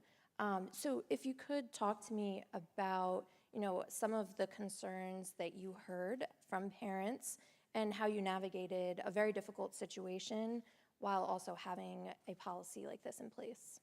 Sure. The events specifically that I think you're referring to is we did have a lockdown, and it was actually after school hours. So our implementation of Yonder is really just during the school day. So students actually did have access to their devices after school. However, in this particular situation, many students left their backpacks in various areas and didn't have their phones with them. So some of the comments that have been brought up recently regarding if this were to happen during the day from students and parents, I couldn't get in touch with them. However, firsthand experience from what did happen is we saw very quickly information that was not accurate being sent either via text or on social media, which is exactly what was said prior about why law enforcement consistently doesn't want cell phones out during an emergency. So I understand the emotional reaction to something like that when there's stress. However, ultimately, I agree with the law enforcement piece and what others have said, that it creates a safer environment for students to not only pay attention, it keeps things quiet and keeps things a little more orderly in a very stressful situation. So being understanding, I think, of how people are feeling, certainly, but ultimately, I think the no device policy keeps everyone safer in an emergency. And I wanted to bring it over to Michael regarding the UFT's stance on cell phone bans. I know that this week you guys put out a statement regarding being supportive of a citywide ban, but with some conditions. So if you could talk to me about some of the, the conditions that you would like to see and concerns. Thank you. Working? Okay. So the first thing for us is, I'm taking yours. Thank you, Sharon. See, we always work together. The first thing is, years ago, when New York City was trying to attempt to do cell phone bans, it was strictly a disciplinary issue. We're not there anymore, at all. And as educators, of course, the comment that was made before, when children came back from the pandemic, well, look how much time they spent on these devices during the pandemic. And now we have all of the medical research that says this is a harmful thing to our students. So as educators, it's in all of our DNA to protect our students from harm. And that has to be part of this conversation. I know the governor speaks of it that way, but it's really, if something else was happening overtly in our classrooms where students were being harmed, everyone would say we have to do something about it. But cell phones seem to be skating through this in a whole different way because, as the panel before us said, we're up against a whole industry that's trying to basically manipulate this. But it is absolutely harmful for our students. When we asked the teachers of New York City, 2/3 of them agreed with a cell phone ban. The other third said they had concerns. One, we don't want to be wrestling with our students every day during every period of class about cell phones. So it has to be a school-wide policy that is dealing with it when students enter and when students leave the building. That's a big thing. Next, it can't be an unfunded mandate. It just cannot be an unfunded mandate. We come up here on a yearly basis to fight for money, and one of the things we always get pushed back on us is the education budget. Look at the size of it, it keeps growing. Well, we weren't supposed to be the social safety network for the entire state, but we have become that. So we're doing all of this stuff, all these things extra that we were not supposed to be doing, and people then complain about the budget. If we have to pay for all of these devices to do this, should that, again, we're going to hear about, oh, the education budget's exploding. No, you're asking us to do something else, which is correct, because it's harming children. So there are conditions. You know, cannot impede instructional time. It's sacred. Next, it has to be a funded mandate. And then the other piece here is it has to have real engagement with parents. Because what Jody just said, we've met with law enforcement over and over again, and they're absolutely crystal clear on this. When there's a real emergency, the cell phone actually causes more problems in that emergency. And that's tough, but we have to have that, conversation with parents, must be engaged. And there should be things that are set up. I mean, before cell phones, does anyone remember before cell phones? If there was an emergency, there was a way to contact the school or the school to contact you. Okay? This was done before there was these things called cell phones. So I'm sure people can figure that out.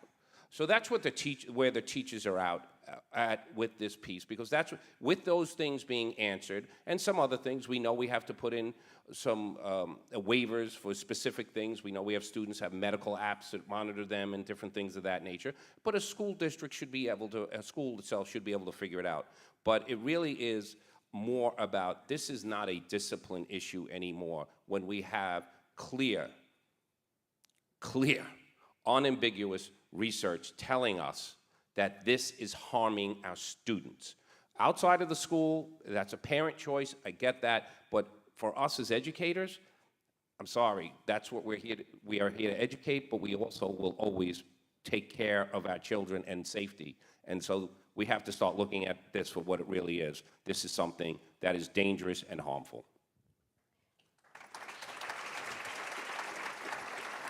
And I know you mentioned, the funding aspect to this.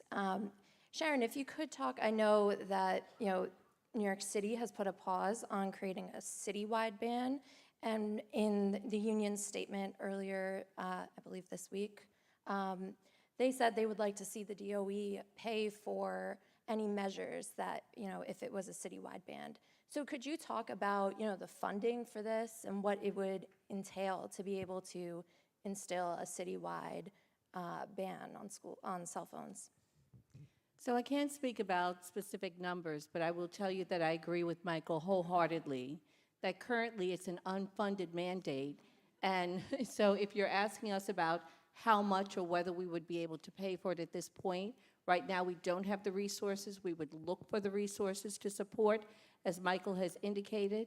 I will tell you that you have heard our chancellor speak about, consistent with what Michael has said, that we've heard from students, from parents, from teachers, from community members, and certainly what the research tells us about the danger of cell phone use and the impact that it's having on our student learning, our student engagement, and our student mental health clearly. I mean, we've been speaking about this all morning, but if we're speaking about the funding, that was your question specifically, no, we don't have the funding currently, but we would look to the legislators to consider how we receive the funding to support this initiative. And I'd like to bring it to our Bethlehem and Schoharie superintendents to discuss how you guys were able to fund these policies and kind of how you rolled them out.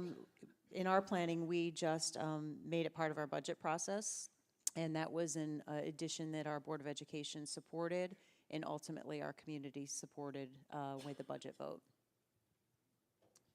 In Schoharie, back when we implemented, there was some grant funding that we initially used, but then we rolled it into our general fund.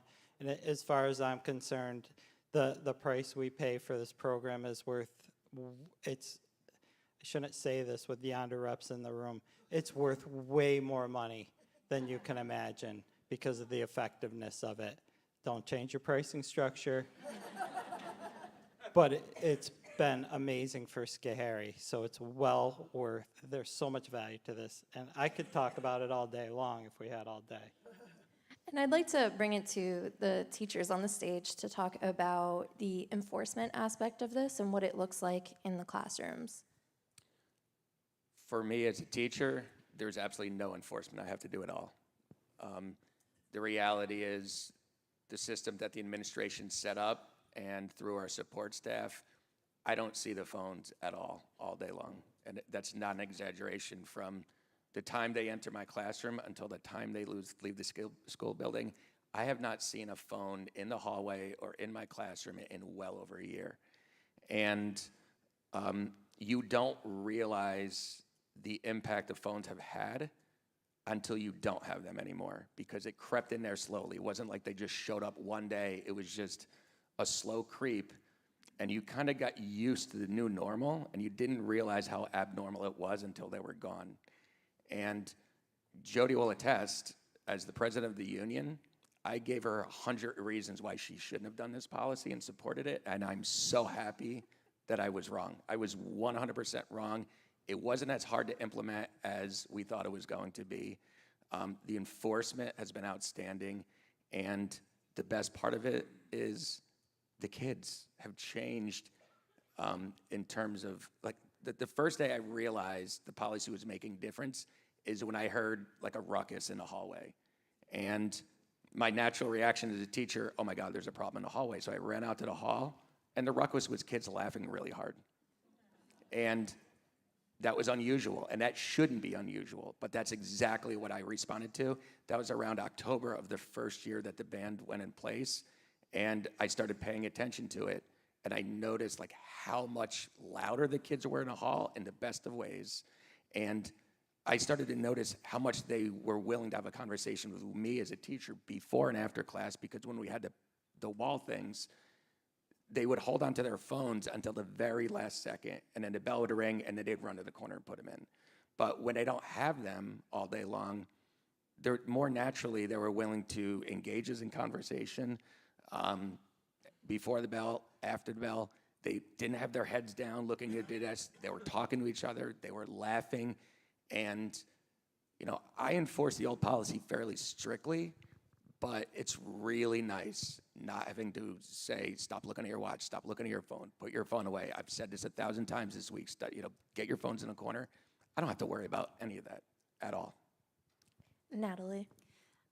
I agree with what Dave said. I don't see phones in my classroom. There's been a couple times where students have brought out phones, but we have such a great system within Schoharie that it's a simple, you know, our school policy, you're going to the office with your phone, I call the office, the phone gets dropped off, that's the end of it. It's not a big deal, there's no drama, which is very, very nice. I have gained instructional minutes back in my classroom. We have 40-minute classes. I've gained 10% of that back. That's huge. I don't have to be the phone police. I don't have to say, put it away, now's the time.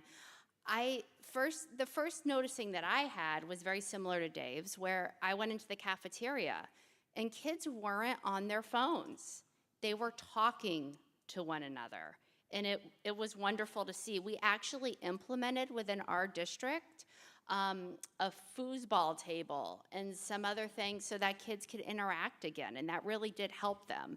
Then it crept into my classroom where my kids started talking to one another. They started talking over me, and that was new because I wasn't used to that, right? I was like, whoa, this is happening. But they definitely have engaged with one another socially. And more importantly, I think they've learned what technology, at least during the academic day. I can't say what happens at home, you know, this isn't a panacea for everything. But during the academic day, what I've noticed is they're beginning to learn what technology helps them and what technology hinders them. Our kids in our school know that, okay, it's okay to be on my laptop. I get that. I can access those apps and those things, and that's gonna really help me. but not having my phone really helps me not be cyberbullied in the hallway. It really helps me kind of regulate a little bit when I'm going to text somebody, because it's a lot, let's all be honest, right? It's a lot easier to text somebody and have those texting muscles than it is to say it to somebody's face. So we have seen that in terms of our discipline, and I've seen it as a teacher within the classroom. As a teacher, constant interference with the instructional time. Constant interference. All right, we're breaking now into group work. All of a sudden, all the phones come out real fast again. All of these things that are happening that are clearly impeding a child's learning because they're more concerned with that, with the phone, with the texting, with everything else, versus what we're here to do, which is the instructional time. It's, you know, for people, in this state, we just passed a law about predatory algorithms, all right? And we had massive pushback from the social media companies. We read their documents, and they talk about how they are specifically designing them to make them addictive, because, and they're unabashed, no shame at all, because they said their job is to keep people on the device. So whatever they have to do to manipulate, to keep people on the device, they're going to do it because that's their job, and their revenue is based upon it. And then at the same time, when we meet with them, they're like, yeah, but everybody has their own choice. I said, you're designing something to be psychologically addictive. Every other industry, we regulate that type of thing if it's addictive. So the fact that they think it's okay, that's the problem with why it is. So when you're telling a child in a classroom, put your phone away, I told you put your phone away, you're wasting your instructional time, but you're also going up against a powerful entity that is really designed for them to want to fight to be on that phone. And that's why we support doing a ban as long as the conditions are met. And it's, every teacher could tell you about that if they're in a place right now. We have, as Sharon said, there's hundreds of schools in New York City right now who have bans. Some of them are doing it well, and some of them are failing at it because it's not a clear plan. It's not where the parents were engaged correctly, and it's not where the students weren't engaged, and then it falls apart. So if we're going to do this, moving forward in that way is something we would then support. And I want to bring it to the students that we have on the stage. We have Lauren and Jax. And I know we're talking a lot about the impact that this has on students and on children. So I want to hear your thoughts about, you know, the change that you guys saw when you had these policies put in place at your schools. Yeah, so the past 3 years at high school, the first year I was there, we didn't really have any policy. And then my sophomore year, we had the phone sleeves, and those weren't really well enforced, but there was still kind of a little transition between the two. And then my junior year was when we started with the Yonder pouches, and all my sophomore year with the conversation, everybody was against it. All of the students were against it. Nobody wanted them. We were also we did not want our phones locked up. We did not want them taken away from us, but I think as soon as that hard transition period, within like the first 2 months, there was such a difference. I really made more connections with my classmates. I started saying hi to people in the hallways. I didn't have earbuds in when I was walking in the hallways. I wasn't texting people throughout the day. I was just making conversation with my classmates. I made more bonds. I definitely think there's been such a huge change to it and a really positive effect. So for me, in between my sophomore and junior year, I moved to Schoharie, and I had come from a school where there was virtually unrestricted access to phones. Kids were literally door dashing Taco Bell to their calculus class. So when I was researching the school at Schoharie, because I knew that's where I was going to move, I read about this Yonder policy, this like no phones at all school day, and I was upset. I was like, I want my phone. I like having my phone. I want to be able to talk to my friends that I'm going to be missing. And I didn't like it at first. And then practically the very first day, my view has changed because I went there and I realized all the benefits of not having my phone, because the phone is such a social barrier. I would hide behind my phone. I would pretend to be on my phone to avoid scary social interactions. But once that phone is removed, kids talk to each other. I put myself out there to make friends. Kids talked to me, and I made friends and felt included in a new in-school environment so much faster than I would have if I had had my phone. Awesome.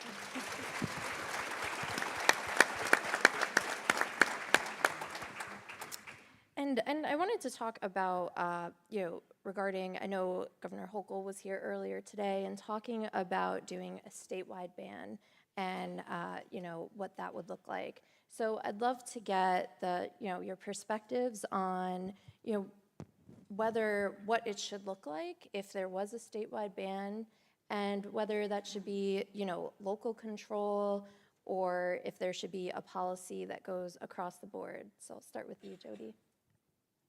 Not sure I want to be the first to answer that.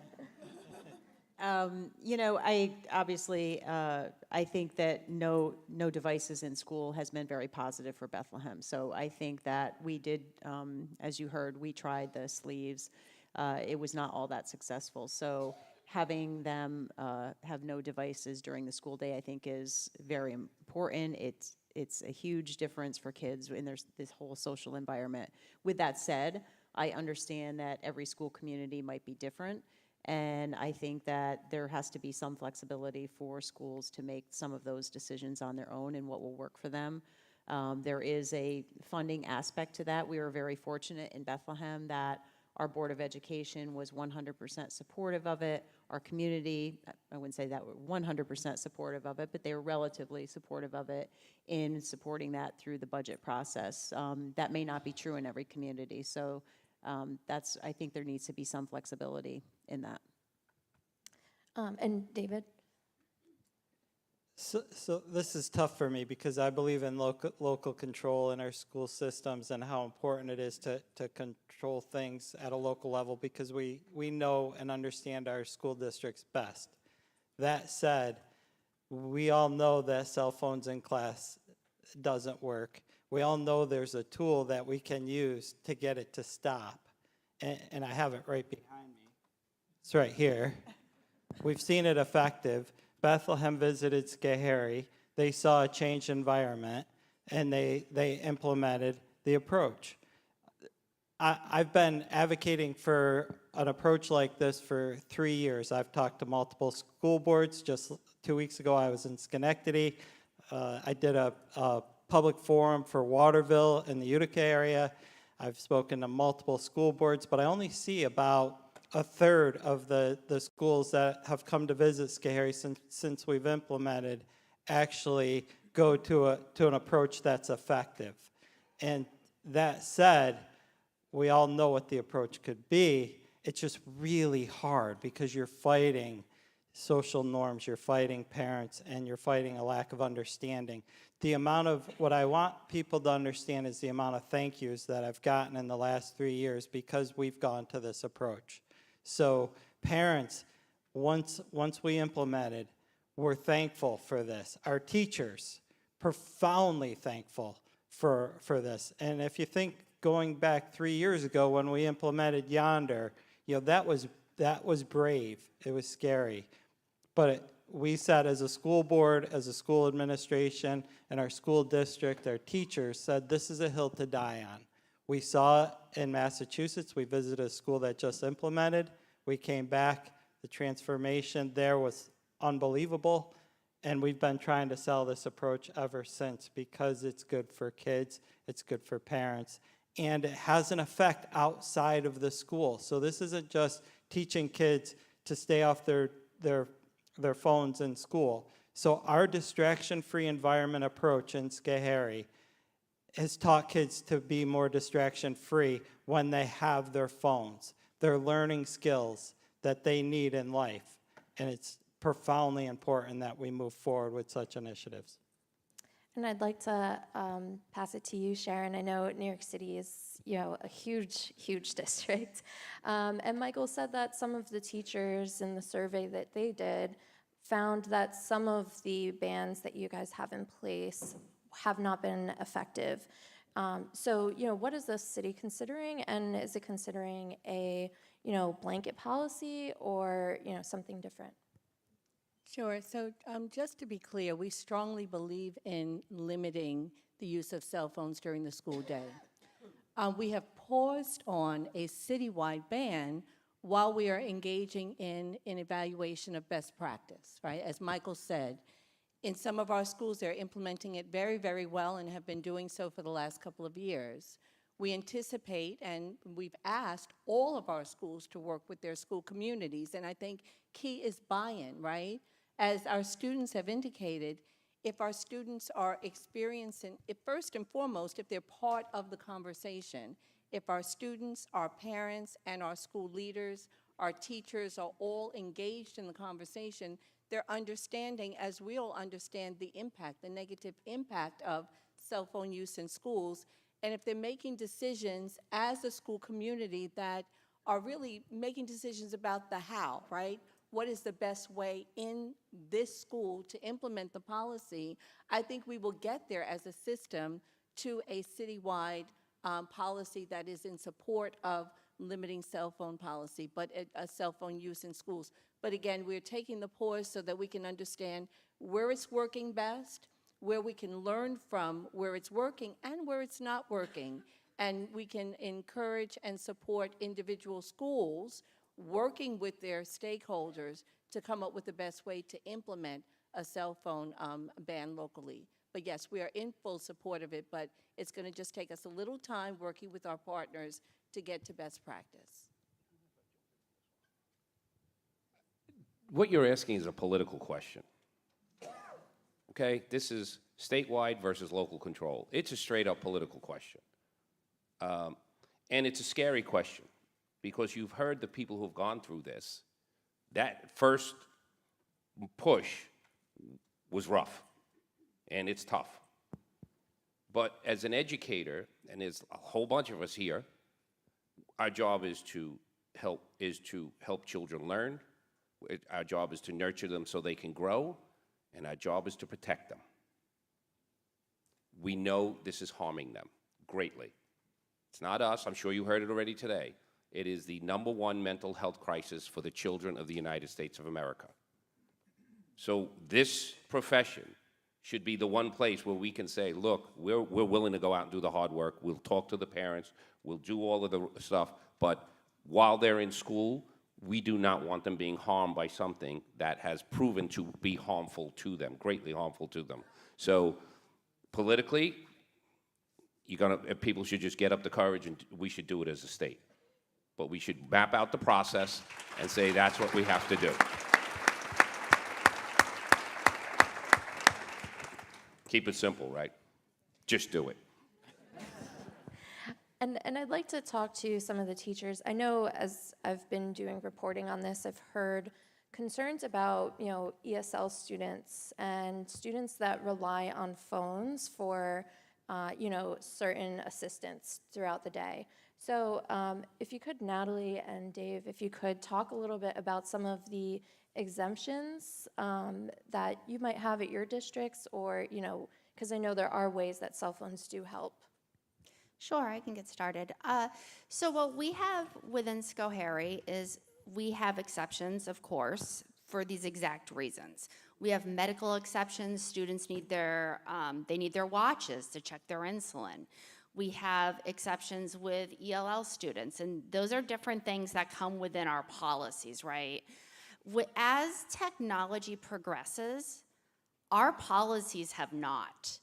And same with the cell phones. When we talk about doing these disconnected and these cell phone bans, we need to make sure that our policies within those are cohesive to our real issues. So absolutely, there are medical exceptions, there are ELL exceptions to within our policies as well.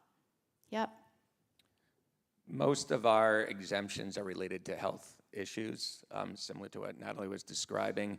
In terms of ELL, all of our students are assigned a computer when they enter the high school. Any of the technologies that they would use on one of their personal devices, they have that same access to much of those technologies through their Chromebooks, which are much more regulated and monitored and controlled. And so we, to the best of my knowledge, we have very minimal exemptions based on those type of issues. One of the biggest bits of opposition we received was a lot of parents who have children with anxiety claimed that their child texting them during the day reassured their child and made the situation better. I'm a parent of 4. I appreciate that parental perspective, but on the other side of that equation, in the classroom, before we had this ban, the children who were constantly texting their parents with anxiety, it was making the situation worse, not better, because they were ruminating on that feeling all day long. I'm not a huge data guy. I have been in a classroom for 30 years. I know what I see. The level of anxiety has dropped since we put the ban in place. And in today's time, that's really hard to say that. The biggest bit about anxiety the students often had was the fear of missing out. And once the students realized that nobody else that they were friends with had access to their phones, they realized they weren't missing out anything anymore. And I think that was a huge shift in their own psychology. In addition to that, you could just see that the kids, without realizing it, needed a break from technology, and that was provided for them. Again, it's anecdotal observation, but I know what I see every single day, and I absolutely observed the drop in the level of anxiety in the students.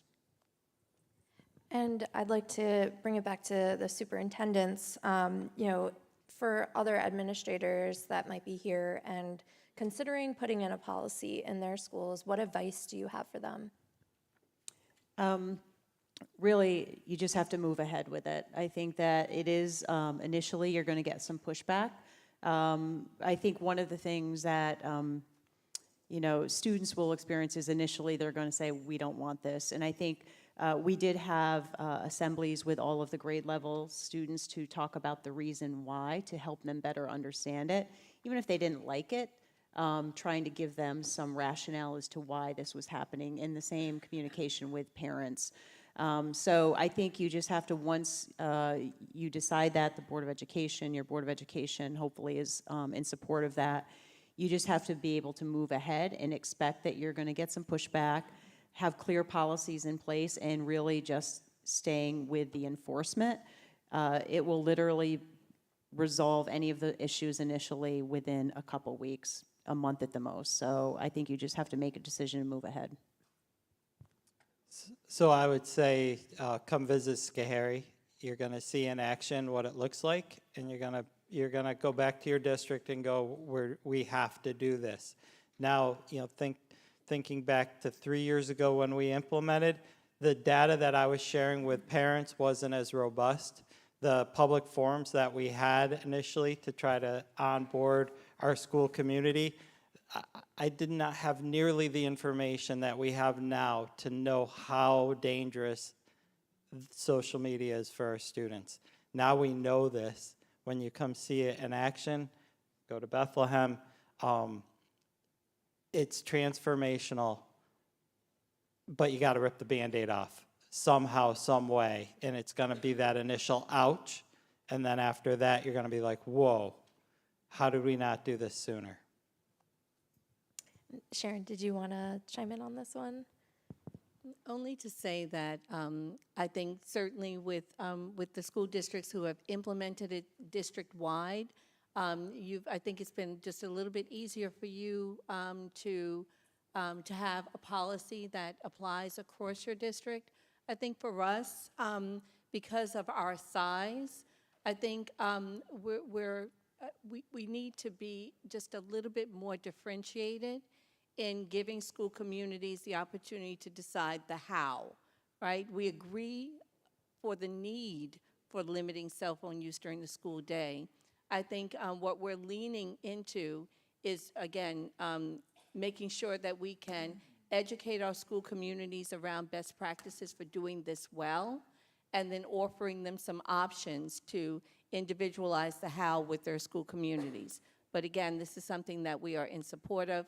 We want to get to, and we could probably learn from the districts who are implementing it school-wide in terms of your approach, and again, pulling off that Band-Aid and how that has worked for your school communities. So. And I also wanted to ask about I know there's concerns about equity and potential disciplinary action when you have these plans in place, and ensuring that, one group of students is not being, disciplined or because of cell phone use or because of these policies. If you could talk about, those concerns and how you've been able to address those.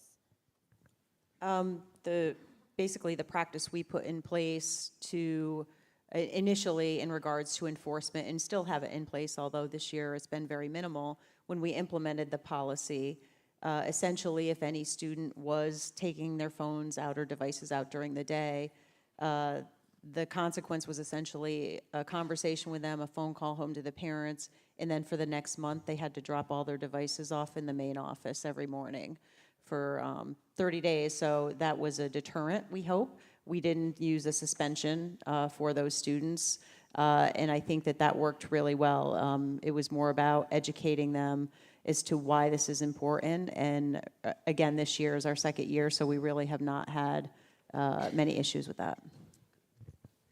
If I got to add a comment about the discipline, as another reason to implement a ban.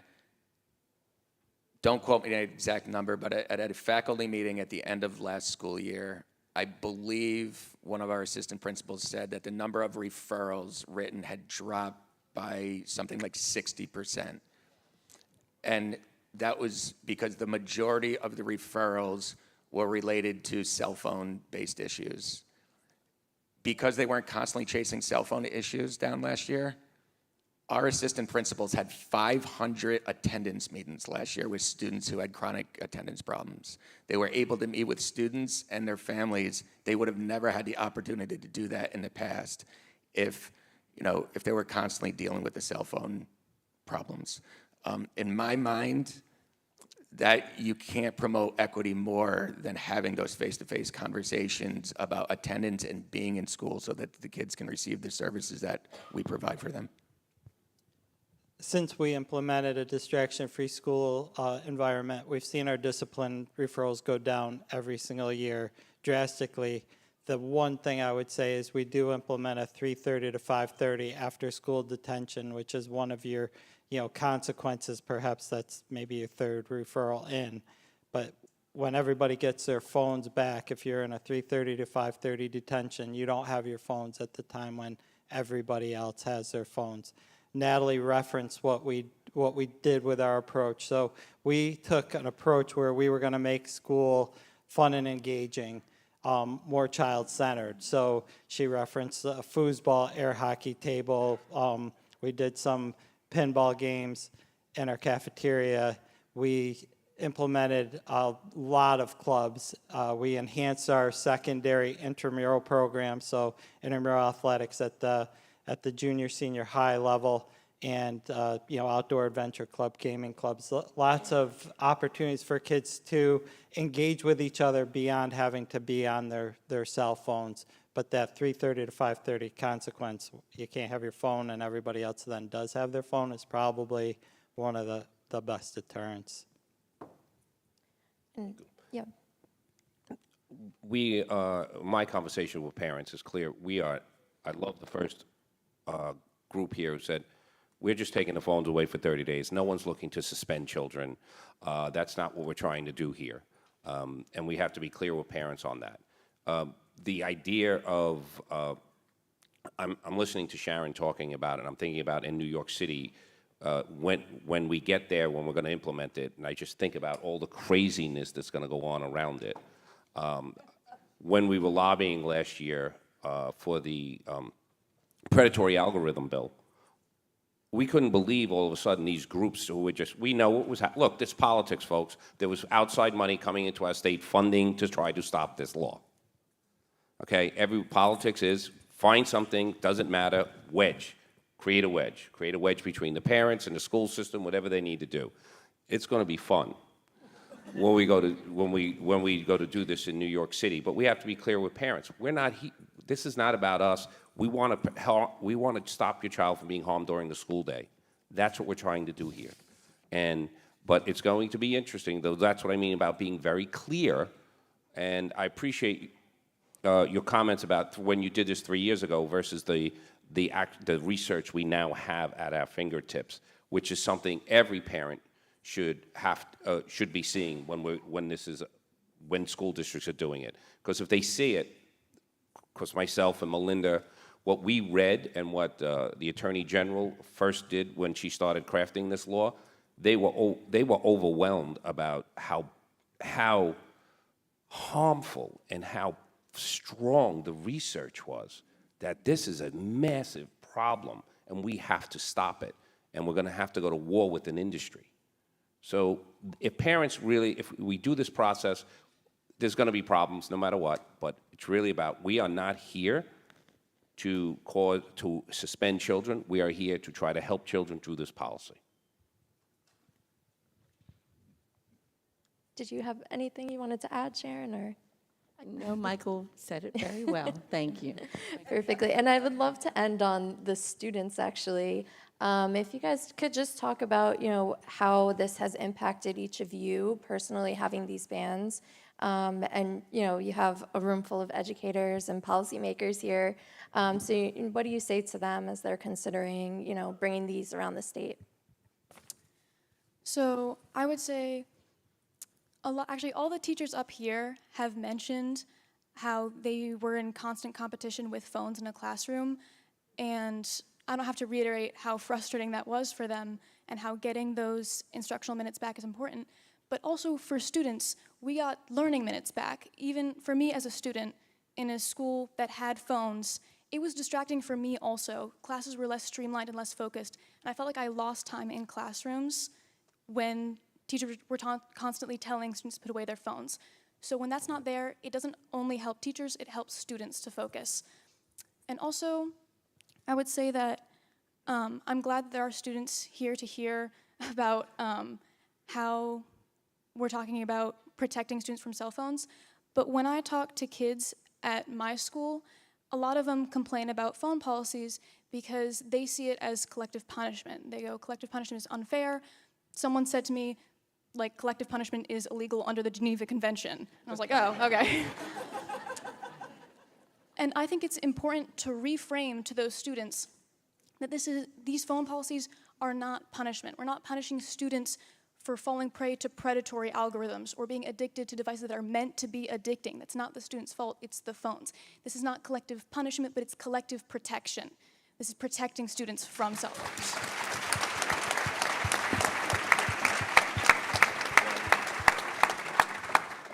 I 100% agree, very well spoken.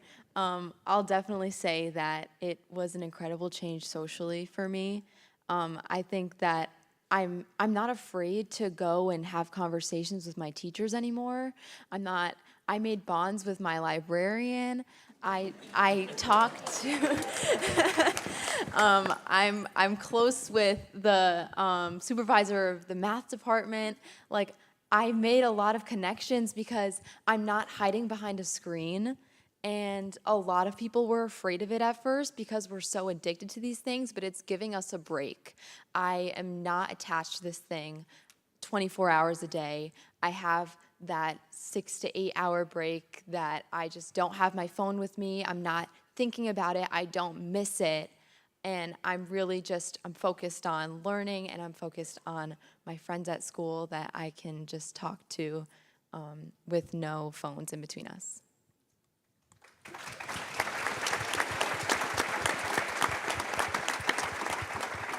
Awesome. Well, that concludes our panel. Thank you, everyone. And we're going to take a brief break.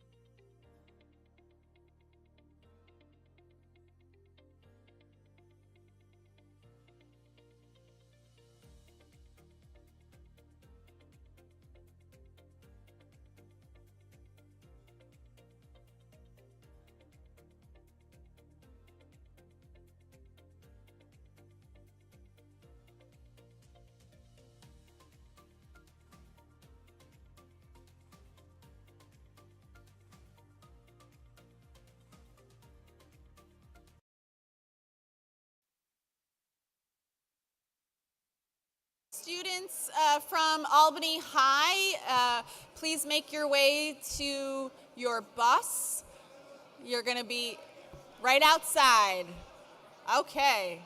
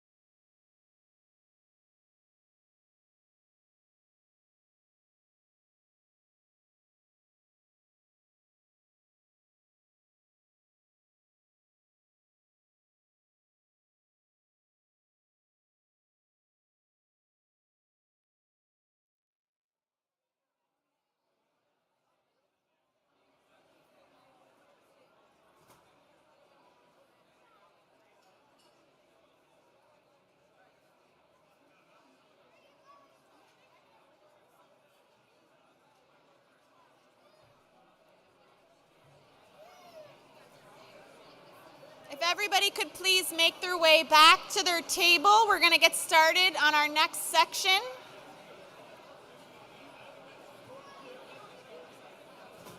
The sheriff, are you here?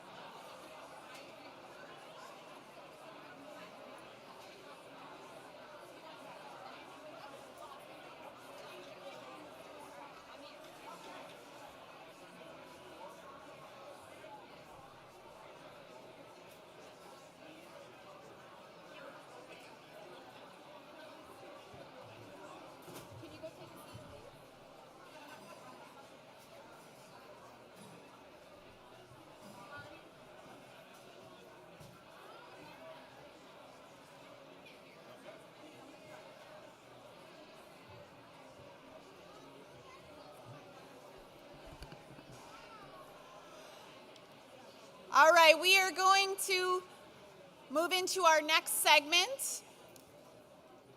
I hope everybody had a nice lunch. So, our next speaker is here to talk about the impact of cell phones on school safety, which is an issue that comes up quite a bit when we talk about the idea or the concept of restrictions on cell phones in our schools. One of the most common questions I get is, but how will I reach my child in an emergency?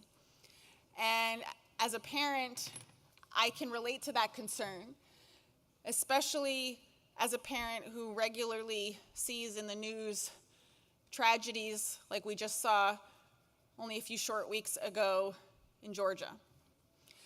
And so I thought it was really important today that we hear from some experts in law enforcement. And we are really excited today to bring to the stage for some expert advice Albany County's own Sheriff Craig Apple.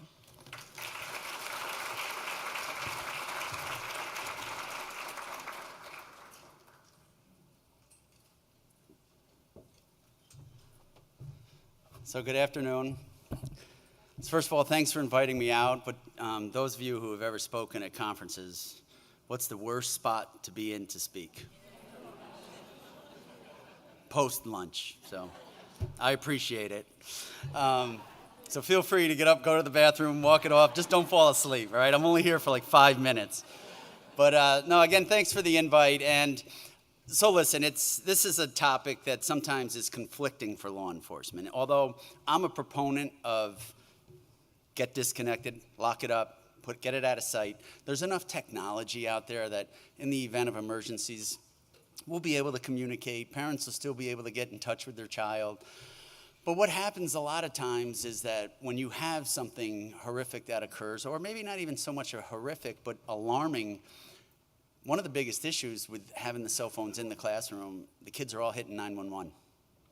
And then what happens is we bog down the 911 system. Now, that's kind of, I shouldn't really say bog it down, because what will happen is you may inundate our 911 system, and then those calls that are continuing to come in, you're still going to get a human, but it's not going to be a human in Albany. You may get a human in Schenectady, Rensselaer, wherever, and it'll keep going as those lines fill up. It just keeps going west, east, north, south, whichever. So that's one of the biggest problems that we run into when you have the phones in the schools and in the classrooms. One of the other issues, though, that is concerning for us is just that social disconnect. Kids are always on the phone. They're not listening to the teachers. They're not listening to friends. There's no situational awareness. And since there's such an emphasis on today's day in schools with a lot of the horrific things that are going on, whether it be swatting, whether it be bullying, whether, whatever may be occurring, they're not paying attention and they're not being aware of what's going on around them. And that's one of the things that sometimes, when I'm walking around the city, and I usually do that daily, I'll just pay attention to who's got earbuds in and who's on their phone and they're walking. They're not paying attention to cars. They're not paying attention to potential robbers or thieves on the corner looking to grab your purse or your wallet or whatever the case may be. And that's what I see all over the country, not just here. Everybody is on the phone. Their face is buried in. And there's a disconnect there. There's a situational awareness issue that I'm very concerned about. Where I say I get conflicted is the fact that in Albany County, and I know you guys are from all over the state, but I can only speak about here, we have video texting to 911. So if something does occur, you can stream that video right to 911 and feed it back to first responders. But I think we also have enough technology where we can rely on others as opposed to 1,000 school kids doing it. And that's where sometimes we get conflicted because we buy this technology and we use this technology, then we go out and push it. One of the issues that we started to see in Albany County, people they felt there were too many voids in their school. They couldn't contact 911, whatever the case may be. So what we started to do in the schools that we police and have SROs and those in our primary jurisdiction, we started to add panic buttons. And when that panic button is hit, it opens up two-way communication. And it was a very inexpensive fix, very inexpensive fix. And what it does, it goes straight to our 911 system. Anything, if you can't talk, we can hear. We hear everything that's going on, whether it's a bad guy coming down the hall, whether it's somebody making threats, whatever the case may be, we can hear it. If you can talk, you can whisper into it, and we don't have to respond to you so they can hear somebody else talking. It doesn't happen that way. So there's a lot of technology out there that we can utilize to make up for the cell phone. But between the bullying and the situational awareness and just the social disconnect, that leads us to support not having the phones. And I don't think it's a big ask. I was looking at these folders here, and I was telling Pete, we had to do this very similar project in our correctional facility. And I had to ban my employees from using cell phones inside the county jail. And I think a lot of county jails have done that, whether it's a matter of videoing, whether it's just a film or you're live streaming, whatever the case may be, or sometimes officers would let inmates use phones for illicit purposes, things of that nature. So we had to ban the phones. Plus, the officer would be sitting at his desk on the phone watching a video, and we're missing what's going on behind you with the 50 prisoners. So we had to do this, and it hurts a little bit. I may have been called a few very bad things. But now it's kind of second nature. But my emphasis would be, if this happens, and it seems like it's going to happen since over 3/4 or probably 85–90% of the schools are doing this, you need to enforce it. You can have all the rules and all the laws, but if you're not enforcing them, there's no sense in having it. In our agency, we have a zero tolerance. You get caught with that phone, you're suspended immediately. You get caught twice, you're terminated, period. And we've had to do that. Now, you're going to run into exigent circumstances. There may be a child that has a medical issue. Maybe their parents are having a medical issue, whatever. And you have that flexibility as long as it's not abused.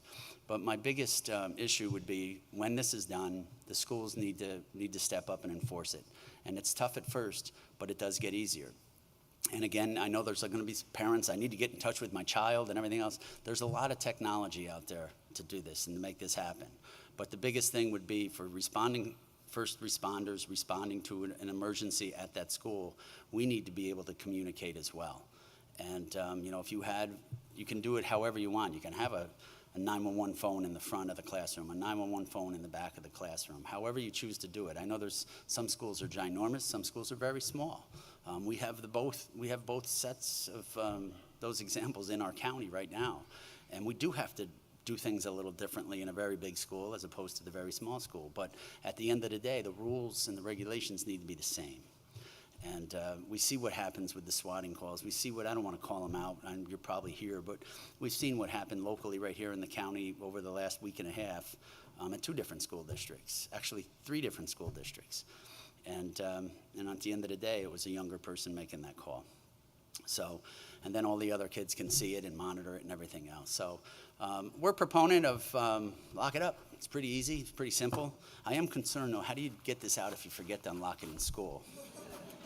So, I pray for the day when I can lock my phone up and not have to answer it, sooner or later. But that's it. I'm short and sweet tonight, folks. Thanks for the invitation. But again, there's some serious issues that we support locking this phone up. I think at the end of the day, it's going to make our schools safer. It's going to make some of our children safer. It's going to make our children less vulnerable to some of the bullying that goes on in our schools.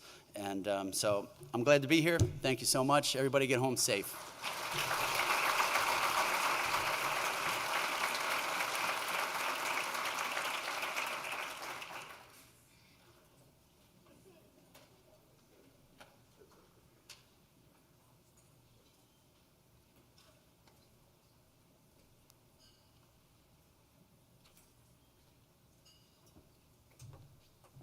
All right, we're going to bring up our third and final panel now.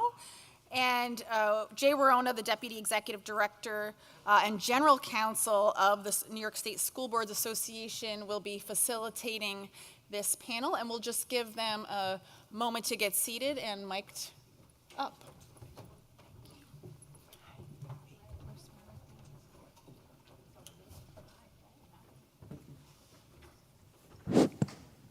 Test. So, hi, everybody. That's your cue. Hi. Okay, welcome back.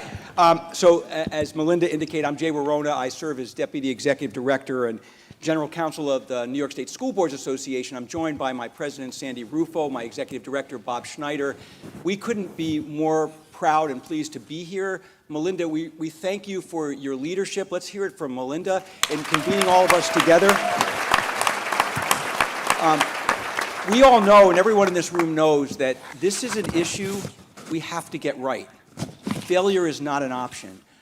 So what we're all trying to figure out is what is the best way to get that right. And what we've heard this morning, let's just to review, and then I'm going to introduce this great panel, and we're going to have a great conversation. But throughout the day, we heard multiple school districts that individually indicated to you that they had decided that it was appropriate to ban student cell phone usage during the school day. And we've heard testimony from many of these individuals, and you all were part of this audience, so I'm just reviewing what you've already heard, that there were many positive benefits that served as the outcome of this decision for each of these districts. And so moving forward, as the last panel was talking about, the question, I suppose, is whether cell phone bans should remain an individual decision of school districts as it is presently, or whether the state should come up with a uniform policy for all 700 districts. And as Michael Mulgrew said before, and he's so right, this is a political decision. And whatever we decide to do with that, what we're going to talk about on this panel is not more important, even though Randi Weingarten indicated before that this is the most important panel, and we appreciate her saying that. But we really want to talk about what constitutes digital literacy. Because at the end of the day, folks, I don't know if you got the memo, This nation is politically divided. Did you guys get that memo?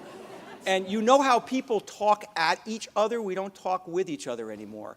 And part of that problem is that people are not really part of the same set of facts that they're arguing over, right? And so our kids, the hope is that they're going to come out of this equation being able to be the best conservative Republicans or the best liberal Democrats or everything in between, to have critical thinking skills. That's very important, and we're not providing any ideology to these kids, as some people across the nation will accuse us. But the question is, are we doing the best job we can to make them media literate, to understand how to discern fact from fiction? And that's a very, very important concept. So what we're going to do today in this panel, and I'm joined here, we have David Moynihan. There he is. We didn't meet before, so hi. And he's the campaign director of Fair Play. And when we talk to each of these guys and women, they will tell you what their organizations do, because we have national people here and statewide people. We have Graham Dugani, who is the founder of Yonder. You have all those pouches on your tables. He indicates to me he's going to autograph every one of those for you before. We have my friend Dr. Jeffrey Madison, who's the Senior Deputy Commissioner for Educational Policy at the New York State Education Department. And we have Julie Skelfo, who's the founder of Mothers Against Media Addiction. And finally, Amani Daigam, who's the president of the New York State PTA. So let's hear it for this panel, folks. So what we want to talk about really is not what we've been talking about all day. We'll get it right as to what would constitute the best way to ban cell phones and help kids. But what we want them to do is to have a skill set that allows them to be digitally literate. So I'm going to go down the panel.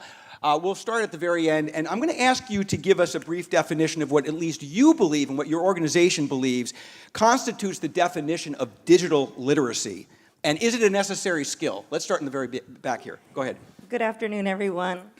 Yvette Renteria. I am the Chief Program Officer at Common Sense Media. So in your pamphlets, you see a lot of the data in there, and we continually try to learn as much as we can about our young people and how they're using the digital, how their digital lives look. And when we think about digital literacy, about 15 years ago, we developed a kindergarten through 12th grade curriculum. And at the time, it was really centered around just being responsible, having responsible use of technology, whether it's about learning, creating, or participating. And now, fast forward to where we are, it's really interesting that we've built a well-being component to this space. So not only is it understanding what algorithms do, not only is it understanding how the internet works and what goes behind the screens, but now it's starting to incorporate how we're feeling and what it's doing and how it's impacting our everyday lives when it comes to just our social emotional learning. So here at Common Sense, we do develop this curriculum, and we do really focus on not only what's happening behind the screens to ensure that our young people, as well as our educators, because we do provide training, what that looks like, but also how it makes you feel and be able to have that human connection and that dialogue to continually evaluate and assess how we use our technology every day. And real briefly, just tell the folks, how did school districts that are represented access your information? That's important, right? So we're a nonprofit organization, so all of our lessons, all of our trainings are free to everyone online. We're also working at getting it within the LMS Canvas and Schoology in the coming year, and we are going to have a brand new updated curriculum that's going to incorporate AI literacy in our 25-26 school year. So yes, free resources for educators, students, and school leaders. Thank you. And Jeff Madison, of course, being pretty much second in command at SED, great friend of all of ours. It's important to bring this conversation beyond what folks around the country are thinking about doing, and these are some pretty important people here on this panel, Jeff. But let's talk about what our own state education department is envisioning in this space. What are you guys working on? And what is the definition of digital literacy as far as the New York State Education Department is concerned? So the most important thing for everybody to know is as of September of 2024, that's this month, the new learning standards for computer science and digital fluency are live and are to be implemented in all our school districts. So digital literacy is actually a mandate in our state. There are learning standards associated with digital fluency in our state. They're available.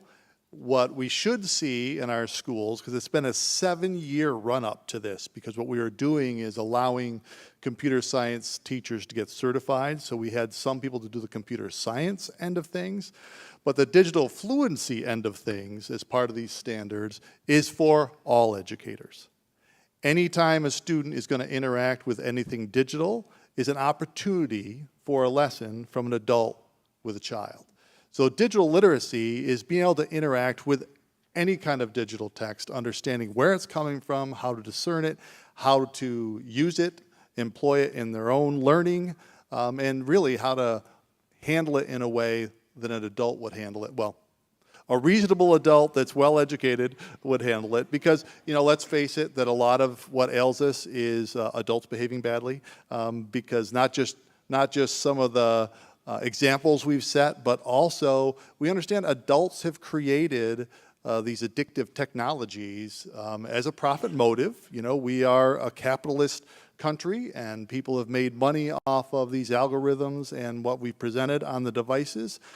All the more reason for us to take the digital fluency standards seriously, to go back to our schools and say, we need to break these down and see how we're going to start introducing them from the earliest ages, because they're age appropriate, they're listed by grade level, all the way up through to when they're a graduate. And again, they're learning standards adopted by the Board of Regents, and they're not optional. They are a required set of learning standards with computer science and digital fluency. So Jeff, on a scale of 0 to 100%, 100% being fantastic, where are we as a state right now? I understand where we're trying to get to, but are we in trouble right now, or are we almost there? We're not almost there, and we're closer to being in trouble than we are to being almost there. Yeah.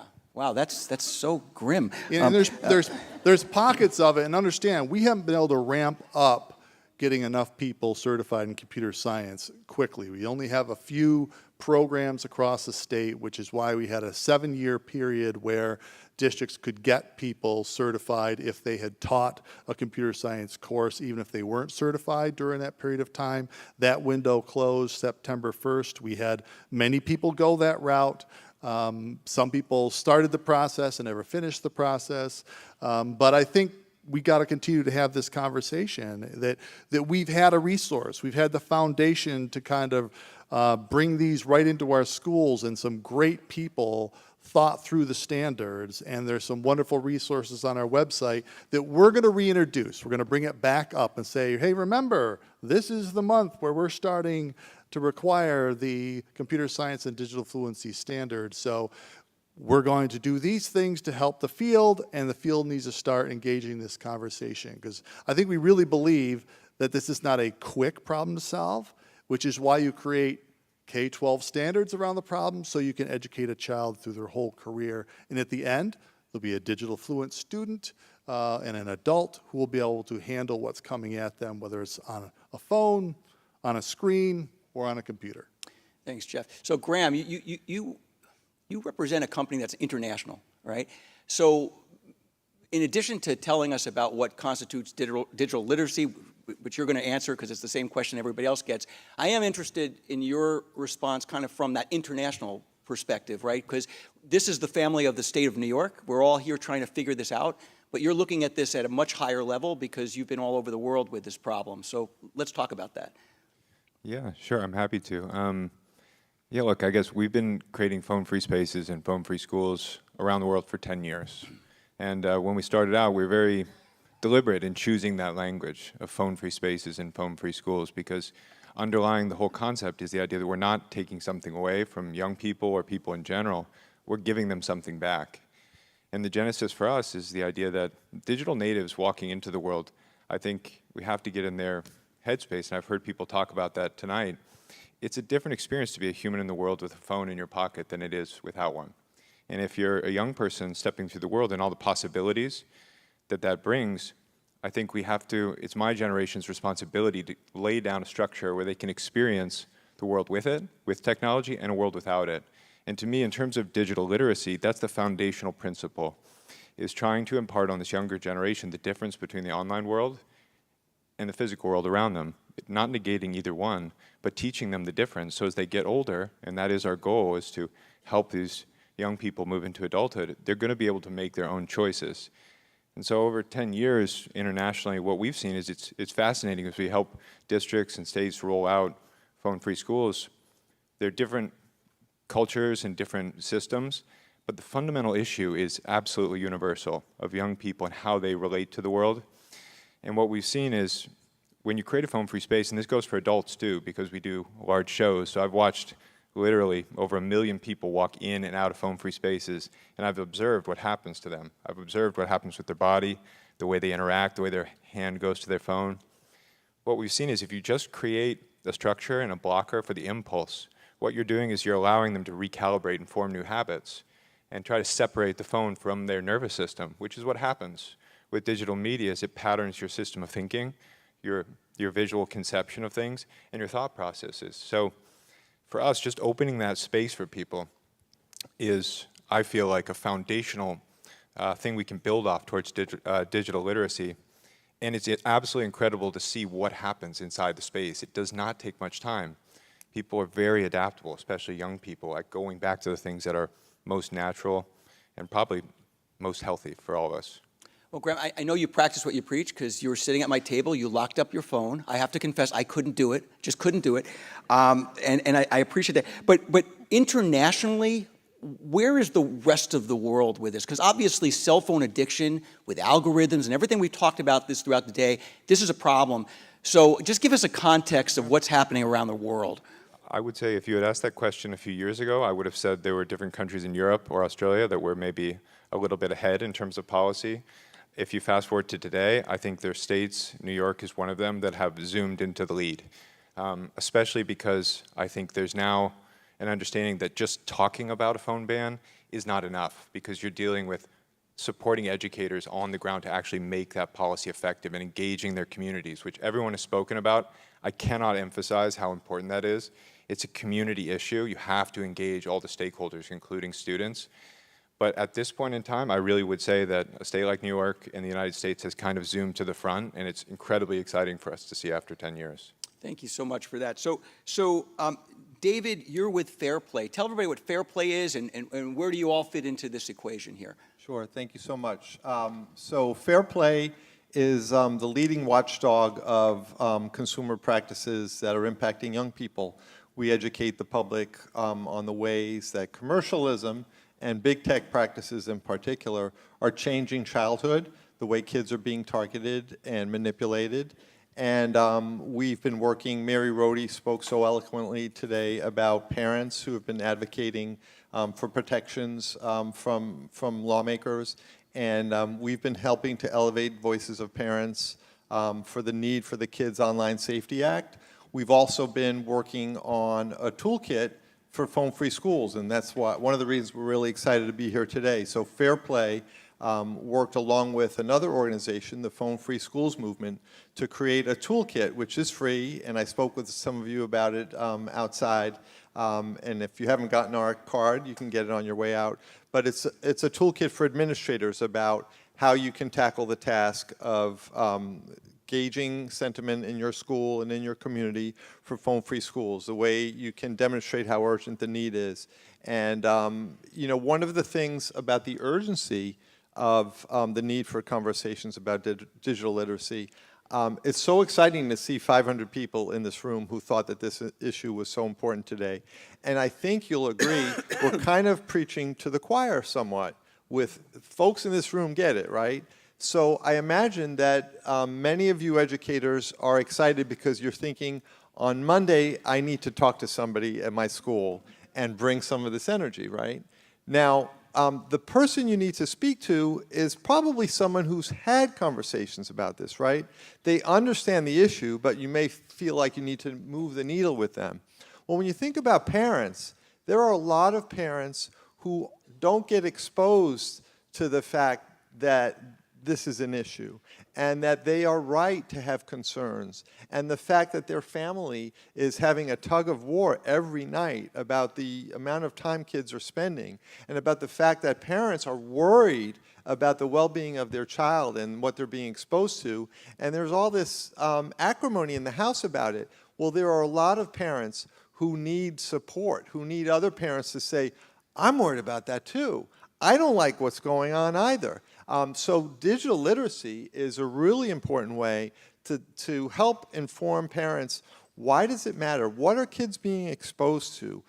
How are they being manipulated every time they're online? How are they being lured to spend 6 hours when they were only thinking they would spend a few minutes? What are the harms? How is this impacting them? And it was mentioned earlier today about having the conversation in your home, speaking that language. And I think one of the challenges will be to explain to your kids. One of the students today talked about, it's not about punishment, it's about protection. So a good digital literacy program will allow a parent to have those conversations in the home, explain to kids, this is why I'm worried about you. I'm not trying to punish you or take away something that you like, but I want you to be safe when you're using the internet, and that's so important. So let's have conversations so we can set up practices in the house that work well for our family. But that's an excellent point, right? Because I'll speak for myself as an older guy, right? I would need to understand how to instruct kids, right? My kids are all grown. I'm happy that they're not young now. I don't know how I would manage all of this, but I think it is important to make sure that if we're going to assume parents have a role, that they understand exactly how to fulfill that role. That's super important.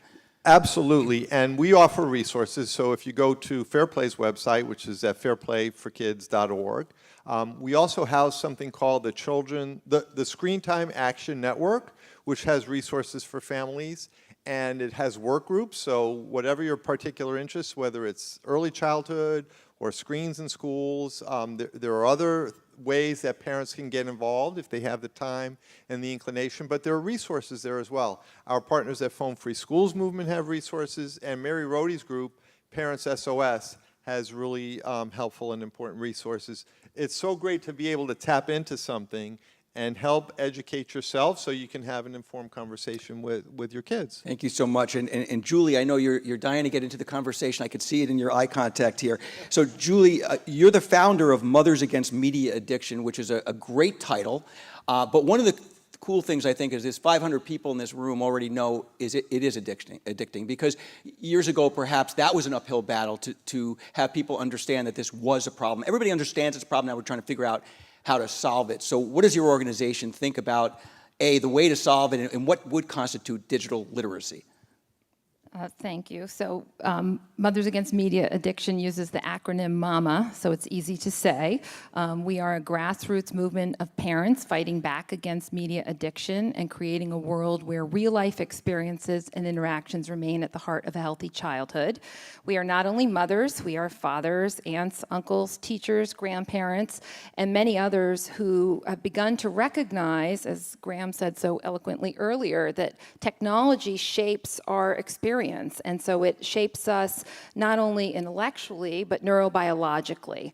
So for me, media, you asked about digital literacy, but I'd prefer to answer the question about media literacy. Well, let me ask you that question, because I was going to ask you this. So just as a follow-up, what is the difference, in your opinion, between the terms media literacy and digital literacy? That was going to be a follow-up question, but go for it right now. Well, digital literacy is referring to things online. Media is all kinds of media. And so we have known, as long as there have been humans, that whatever you expose people to in terms of information helps shape their experience. So we have known for many decades what types of environments help shape healthy children.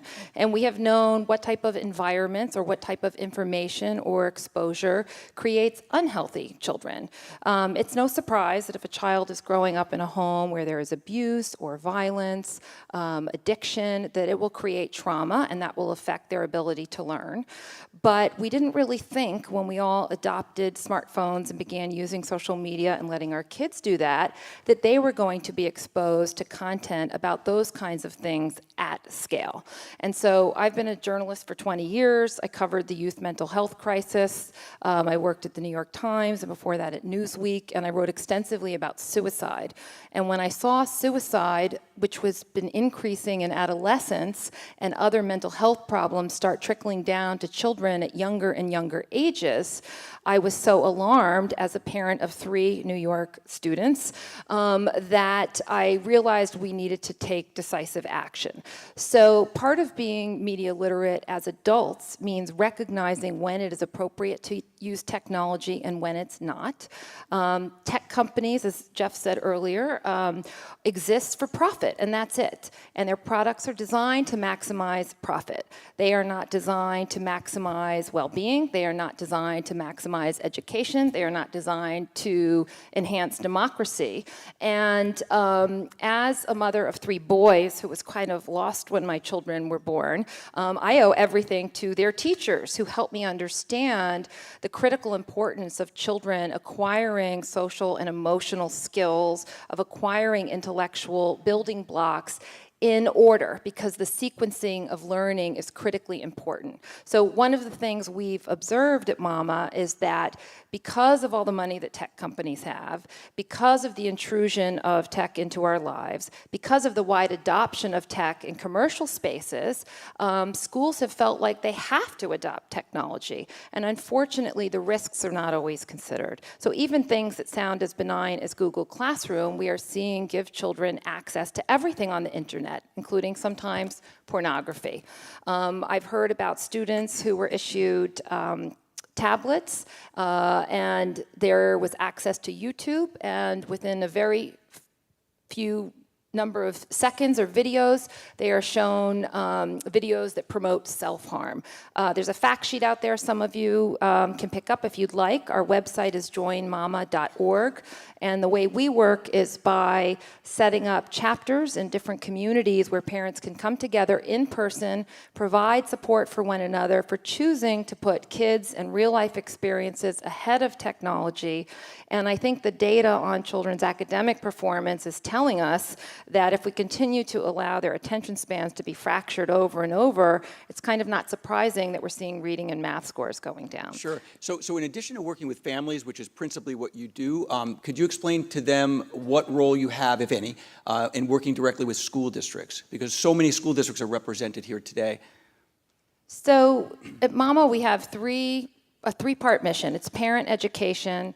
It's demanding that phones get out of schools for the day so that kids could learn, and it's also demanding safeguards. We know that parents and teachers alone cannot possibly ensure these products are safe for kids.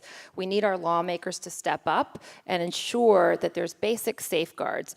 You know, we wouldn't allow our kids to go on roller coasters until there were harnesses, and these products need to have appropriate safeguards so that kids are not exposed to dangerous or harmful information, as too many of them have been.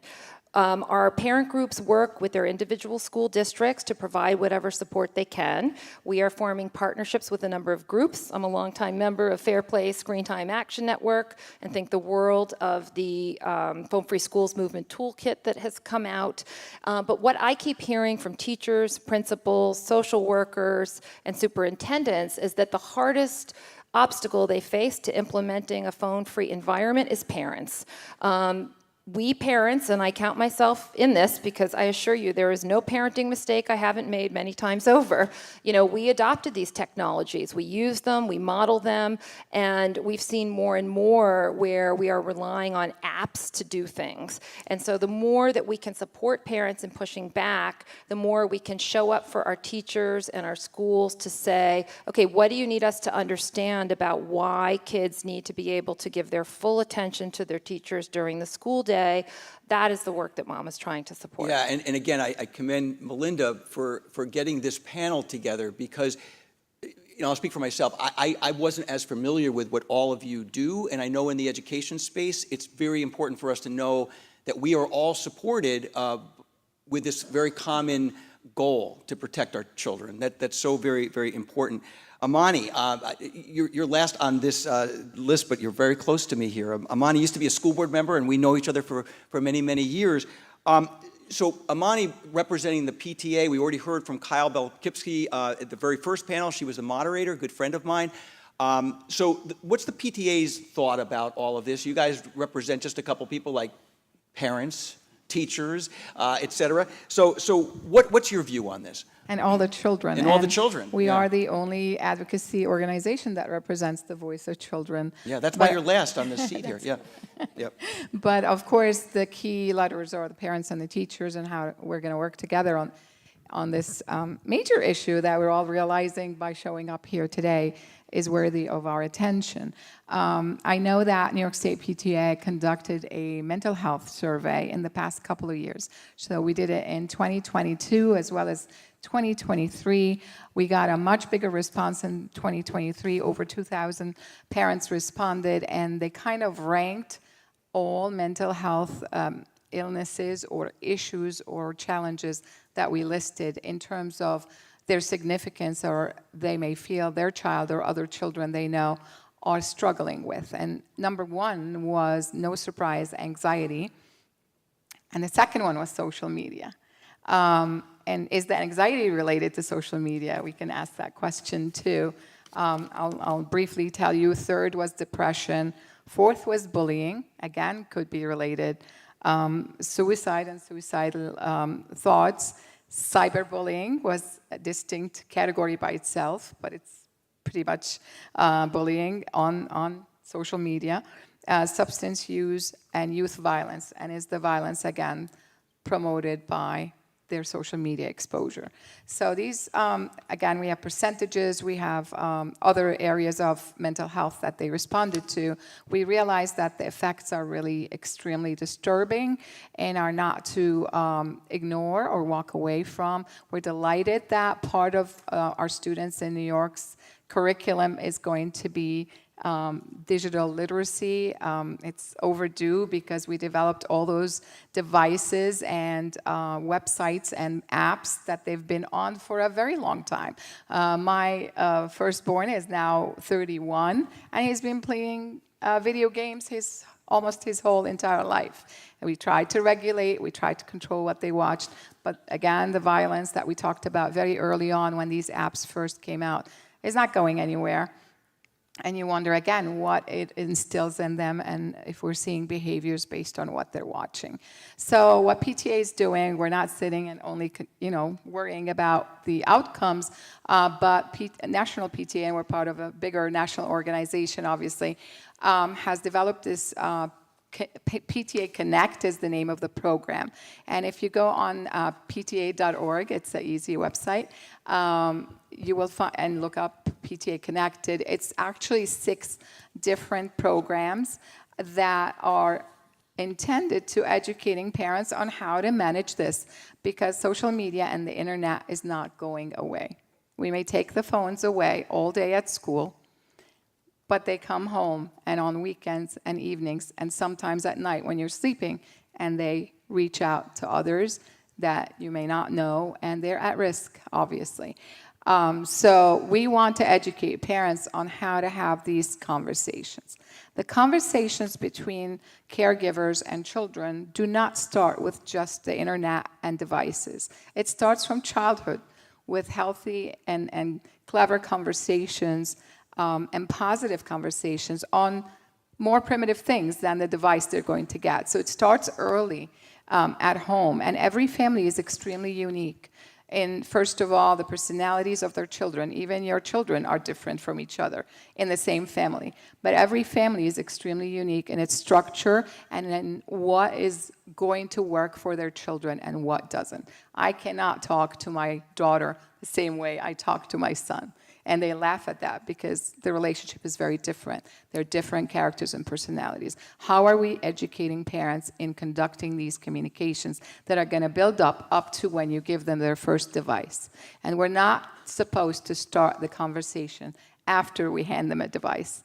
That communication happens leading up to before we hand them a device. Well, you hit on something which I think is the most important part of what this panel is talking about. Because throughout the day, we've been talking about possibly removing cell phones during the school day. And I think everybody's acknowledging, particularly with what you just said, that even if we achieve that, whether it be from statewide legislation requiring everyone or whether every district decides to do that, we still have a major problem if kids are not digitally literate because they can still be bullied, they can still be picked upon, and the whole concept that we're trying to achieve here is to protect our children, right? So that's super important. And on that, I just want to ask the entire panel the following question, because I assume this room has been very moved, not only because we began this conversation this morning with Mary Rohde, and I don't know you, Mary, if you're still here, but I know that you impacted me greatly today, because, and everyone, I think, because you made this very clear to us that there are some incredibly horrible consequences that will befall us and families if we don't get this right. I think that's the number one takeaway, certainly from today. So if we all accept the fact that we need to have our kids be digitally literate, and thank you, by the way, for that clarification about media literacy, because that's important, how do we get there? And this is the question for all of you, and it's kind of almost a devil's advocacy question. Because the question would be, if some people say that we can't take cell phones away from kids, because how would you then be able to teach digital literacy while simultaneously implementing device restrictions, right? You have your hand up, I'll go with you first. But that's a very important question for not only us to discuss, but for all of you, because if you're going to be ambassadors for why cell phone limitations make sense pedagogically and as a matter of public policy, we need to be able to explain how we're going to get this part right. Go ahead, David. So statistics show that kids are on their devices for hours at home. And we've heard today about the fact that taking them away in school gives kids a break for the hours of school. That doesn't mean that the child is not going to be on devices at all. Right. Now, if a parent decides to not have the child on a device at home, especially at a young age, that's super, and we can talk about how to get digital literacy at that point. But it's really a smokescreen to say, oh, you know, you need to have kids have digital literacy. Let's go back. I mean, Julie first raised about Google Classroom. What an ingenious idea by Google. Not only putting their devices in schools, putting their platforms in schools. Kids are one click away from YouTube, but it gives the whole aura, like Google Classroom, like Google is part of the education system. They're to be trusted. Have you ever seen the digital literacy program that Google has, which tells you basically have a strong password and make sure you log out when you're done, and don't talk to people with raincoats in the digital world? It doesn't tell you that you can be manipulated and that you can be subject to bullying or any of the other harms.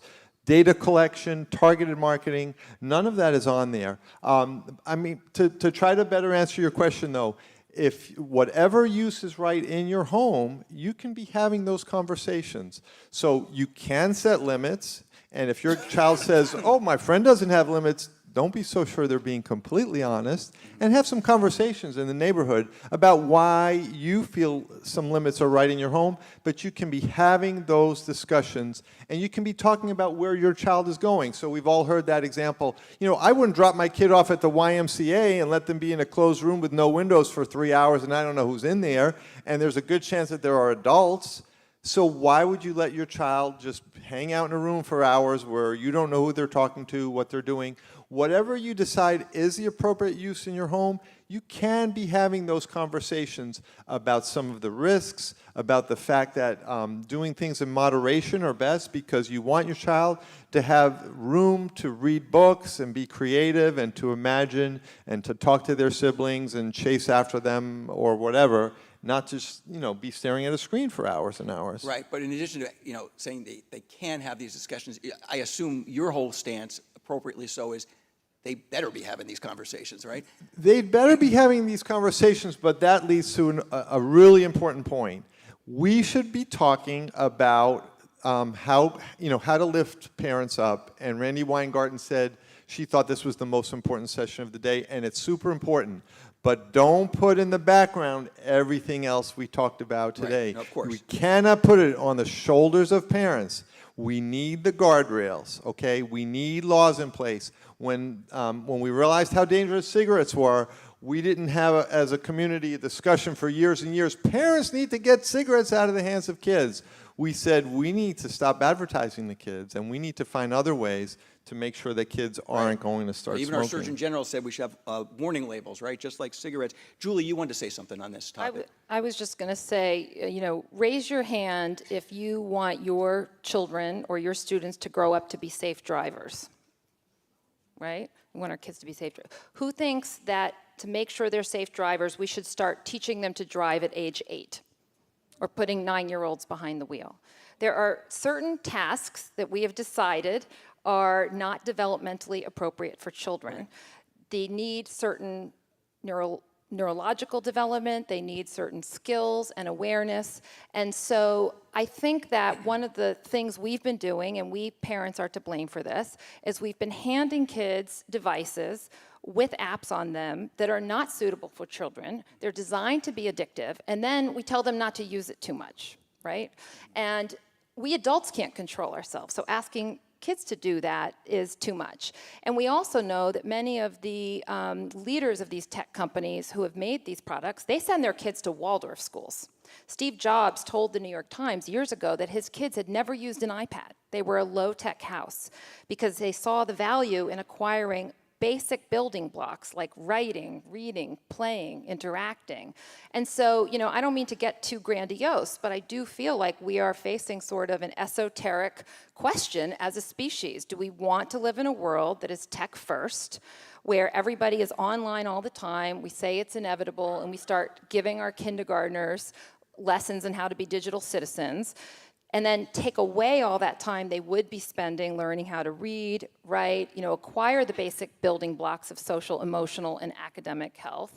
Or do we want to say, no, our priorities are to raise healthy, happy human beings who know how to function in society, know how to have relationships, look people in the eye, and also are successful students? That's where Mama is. Yeah, and part of the message today has been, I know you would agree with this based on what you just said, that it's not even a question of teaching and modeling behavior.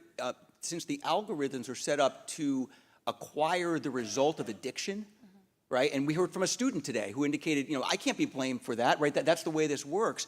So obviously what everyone's working on with respect to national legislation to outlaw that, that's the only thing that could presumably be super successful, because we can argue till we're blue in the face as to what's right. Some people are going to heed that warning and many people won't. But obviously if the device is less dangerous, we might be in a better position. Amani, I know you wanted to say something. The voice of youth has been extremely important to us, and they have cried for help. They may be refusing or rejecting the idea of the phones away for any period of time, even in your home, but then they will actually share how they've been able to communicate better, build friendships, get more rest, get more work done, go outside and play and enjoy the outdoors, et cetera, et cetera. So we really need to know that children and youth like having rules and guardrails. They are not creatures who want to be free to do whatever they want, even though it may seem that way. I've heard in another panel a youth saying, my parents did not regulate my internet time or what websites I was on. I really wish they did. They should have. So when you hear a youth saying that, in retrospect, that's eye-opening. But we have fallen behind as parents. We're talking in a space where they are the experts more than we are. How many of us have asked our kids to show us how to do something on the computer all the time? Since they were younger, not just that they're in their 30s now. So that generation gap that we knew between us and our parents is now much broader and dangerous, because we're talking to them about space they know more about than we do. So we have to, as part of that Smart Talk program that PTA has, to teach ourselves and learn the space they're in. Get on the apps that they're getting on, learn how to navigate them, and talk to them about their safety and the privacy issues and how to protect themselves. Thank you. So Yvette, all the way down here, we can't communicate because you're so far away, but did you have a comment that you wanted to make on this question here? Yeah, I'll say, I mean, you're hearing from all of us about the wealth of resources that are available to all of us to either one, learn, to share with our schools, to share with our students. And I think this does involve like a whole community approach. I mean, shout out to New York for who's really leading the way in this discussion, looking at the research. What are our kids telling us? What are our parents telling us? What our educators are telling us? And then what do we need to learn this stuff? What do we need as adults to learn AI literacy? What do we need to learn digital literacy? I mean, we know that our young people are so wise and they're learning these things at a faster rate than us adults and actually utilizing them. So how can we continue to move forward with ourselves? And then having that discussion with our young people and being able to have that dialogue, whether it's, like I said, these lessons and these resources that you're hearing here, whether it's going home and setting up your own systems that work for your household, but being able to make sure, knowing that these are our kids' lives, and we have the resources that we've been talking about, we have the policymakers making those decisions, and so it does really require all of us to kind of step up, learn, and be able to utilize what we're talking about and the resources that we have at hand right now. Right, and I think the first point, right, is to recognize we have a problem. And that when we started with Mary, it's pretty palpable what that problem is, right? And so now the question here, at least in our state, and thank you for giving us a shout out that we're trying to get ahead of the curve, but it's how do we get this right for our kids? And again, failure can't be an option. Jeff, do you have anything that you wanted to add? I guess I was just going to say that, and I'm going to relate to the school, I can't help it, school person. The most important adult in a school building is the teacher. How many times, and I raised kids, and now I have 4 grandchildren in a public school now, did those kids come home, and I had been hammering away at a message on some moral lesson, some learning lesson, whatever, could say it 100 times, but if the teacher said it at school, then it was the truth. We can only do this if we do this together with parents and understand the power that is in the room if you are an educator. And my challenge is give yourself a safe space at school too. So no matter what your policy is, make sure that you're not stuck on your phone when you're supposed to have this phone-free environment, or you're trying to pair back with the kids. And go ahead, as a faculty, develop a space where you can go use it where it's not in front of the kids, whatever. But you all remember, when I grew up, there used to be the smoking rooms for the adults, and those same people would be on hall duty busting the kids who were smoking in the bathroom. Yeah, okay, I get it, you know. So we just need to make sure that we're consistent. And I think the other thing I challenge us as adults, if you have children in your home, let's meet halfway for a week. Let's have a challenge for the week. Do not like a single thing on your phone or forward a single thing to anybody. Just that. I'm not saying don't use your phone, don't check the news or all that. Don't like anything. Don't interact with it. And don't forward it to another human being, because that's what the artificial lack of intelligence wants you to do. Just do 1 week. See if you can do it for 1 week. Can you imagine like the pop-up ads you wouldn't get? Wouldn't that be awesome? You know, so Graham, the underlying question that we were exploring was, if we lock up our phones, how are we going to teach digital literacy? Now, you're a perfect person to answer this question because your company is predicated on locking phones up. So what's your response to that? Well, I think it's tempting to jump into the middle of the knot and kind of say, how are we going to teach young people to navigate the web? My personal belief and what I've seen for young people is kind of, once you're on the internet, you're in the pool. You're either in the shallow end or the deep end, but either way, you're getting wet. So the point is, how to navigate and build good habits and know what is what needs to be against a backdrop of what is. And the only way to do that as a young person is to go through and build a framework of relating to the world and a worldview based on your primary experiences and your relationships in it. And I think if we all look at our own perspective on the internet and the way we navigate it, if we think we do it reasonably well, it's because our reality is rooted in something that we can touch and feel, in relationships that tell us and give us feedback about what things are. So to me, the question of how to approach it is something like that. And I would just ask everyone to think for a moment in a school setting. Imagine going to high school, going to a school dance, and knowing that at any moment, your most embarrassing moment could be posted on the internet forever for everyone to see. it's no wonder that young people are anxious. It's not just about what you see on social media, it's the nature of the tool and what it opens up. And that is a paralyzing effect on not just young people, but on civil society, all of us in this room. If you're trying to have any private conversation or any sense of intimacy without the idea of privacy, it's not conceivable. So if you back up on how do we teach young people that, we have to talk to them about it. We have to talk to them about the tools and what they can do and what it means to film someone and post it. But that, in my opinion, that element, that's rational thought, and that's very important, but it needs to be paired with the experience of what it's like to be without those things. Because without it, it's words bouncing up against a flashing screen.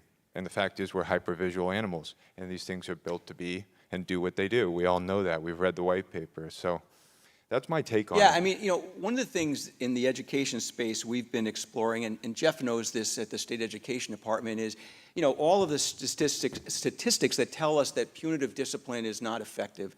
And we need to get to a place where we're more about restorative practices, getting kids in the education space to understand the consequences of their misbehavior, right? So they can not only be better people, but understand how they're affecting in a very negative way other persons. And based on what you just said, Graham, I don't know the perfect way to do this on the internet, but it's like, kids think it's perfectly acceptable at that dance, as you were just describing, to mock and ridicule somebody. And maybe they haven't thought through how they might have created in that kid a desire to kill themselves, or a desire to just have no self-esteem.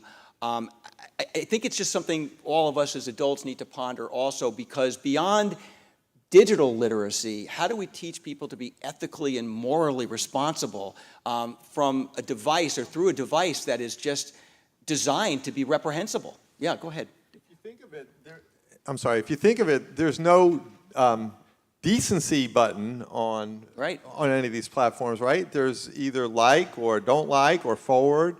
So just being wrapped up in that whole popularity contest of being the one with the most likes and people sharing your stuff. I mean, they even rate us as an Uber passenger. Exactly. I'm a 5, apparently. I didn't know that. Hey, I guess I'm a nice guy. congratulations. Yeah. Is that a humble brag? But We all think you're a 5, Jay. Yeah. But if you're coming out of that realm of interacting and looking people in the eye and being compassionate into just the quick clicks and the visual stimulation, you're being removed from humanity. Yeah. Anybody else have thoughts on that? Because this is where it really matters. Because this conversation this morning, continuing now, our last session, is all about how do we protect our kids? And this is really an important element of this. Does anybody have any other thoughts?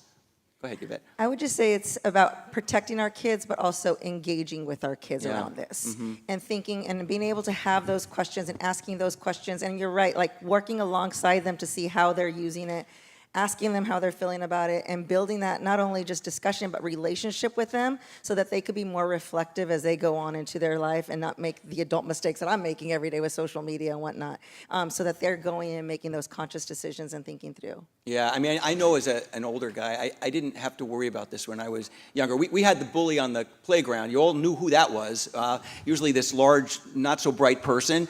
But now, of course, they're lurking in the internet in ways that are just so nefarious. Go ahead.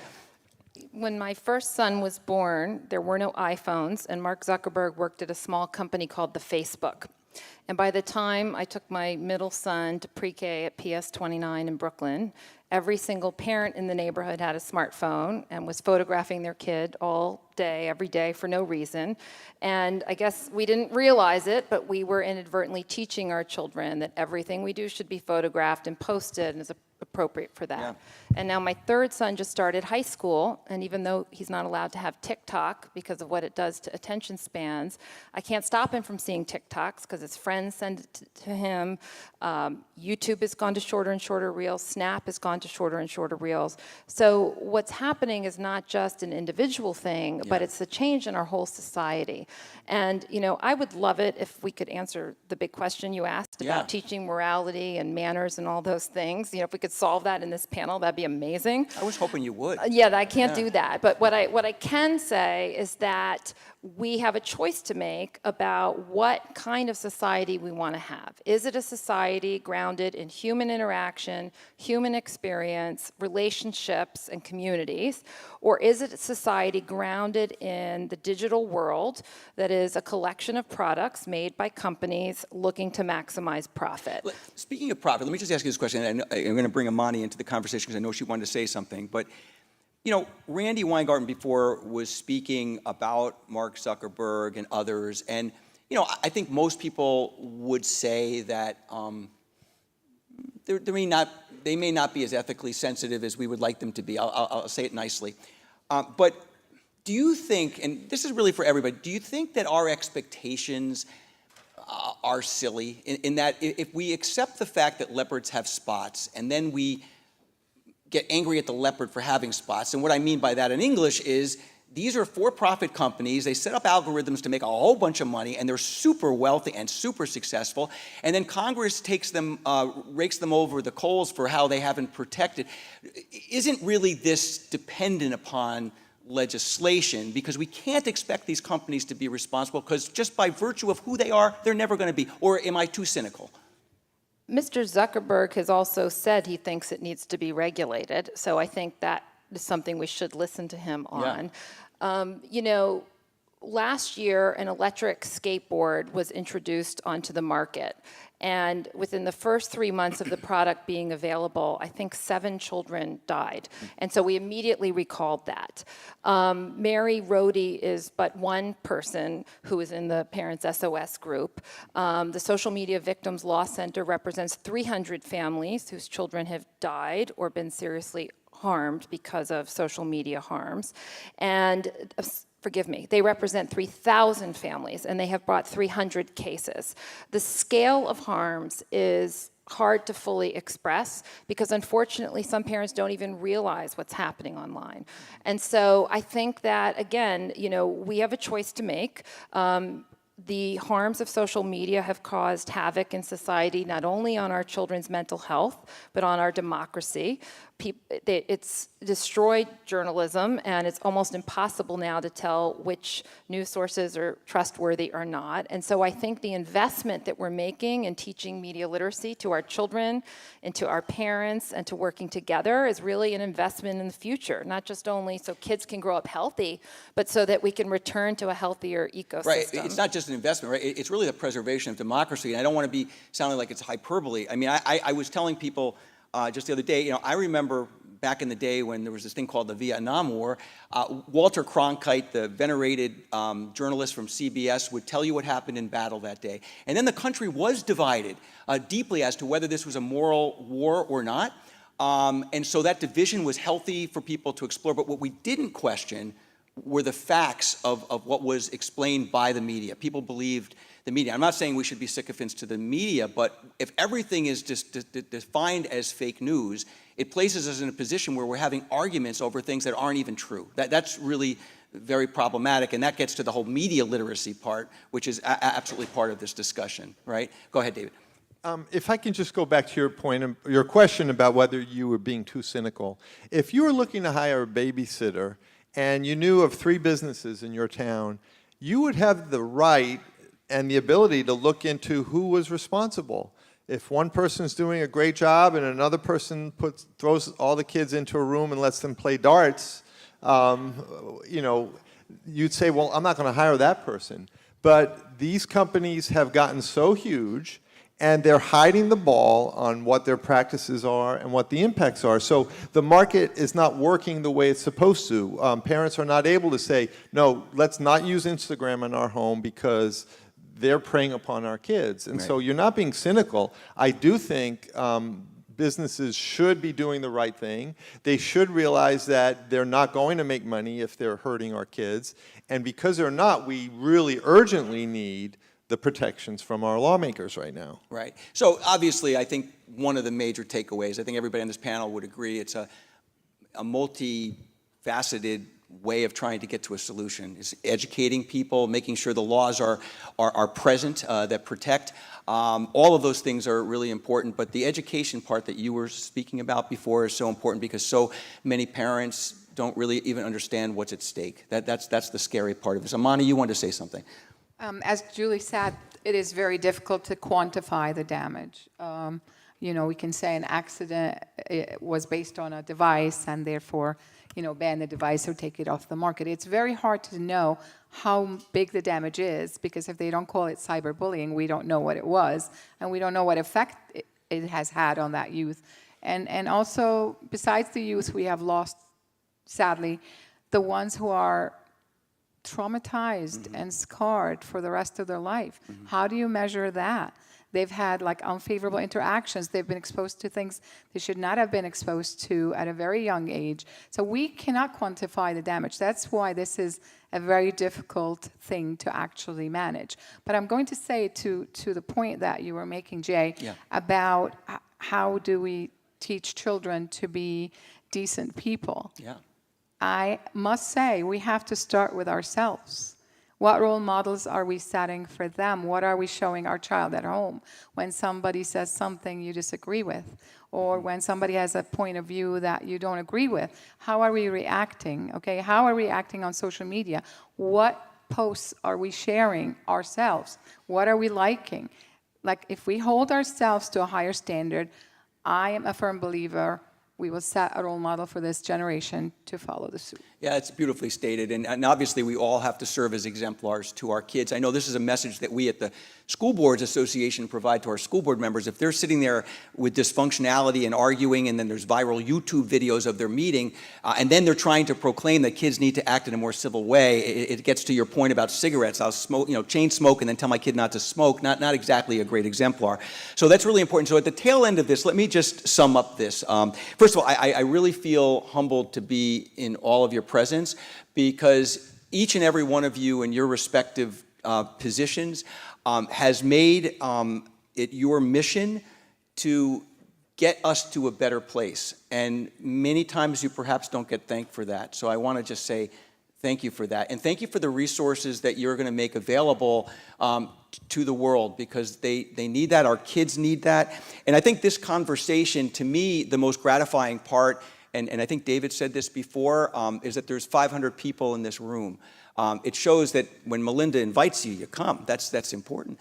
But it also says that we all see tremendous importance and value of doing something kind of interesting and important, like protecting our kids, right? We are at a crisis point.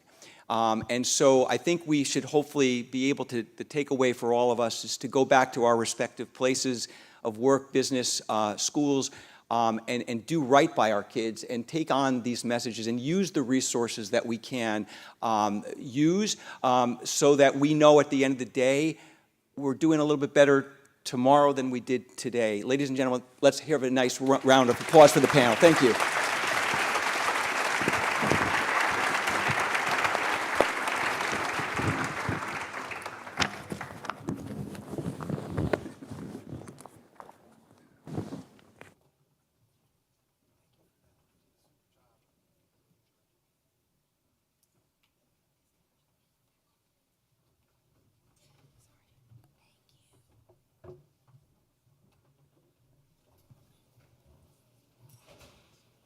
Can we get another round of applause for Jay Warona and this amazing panel?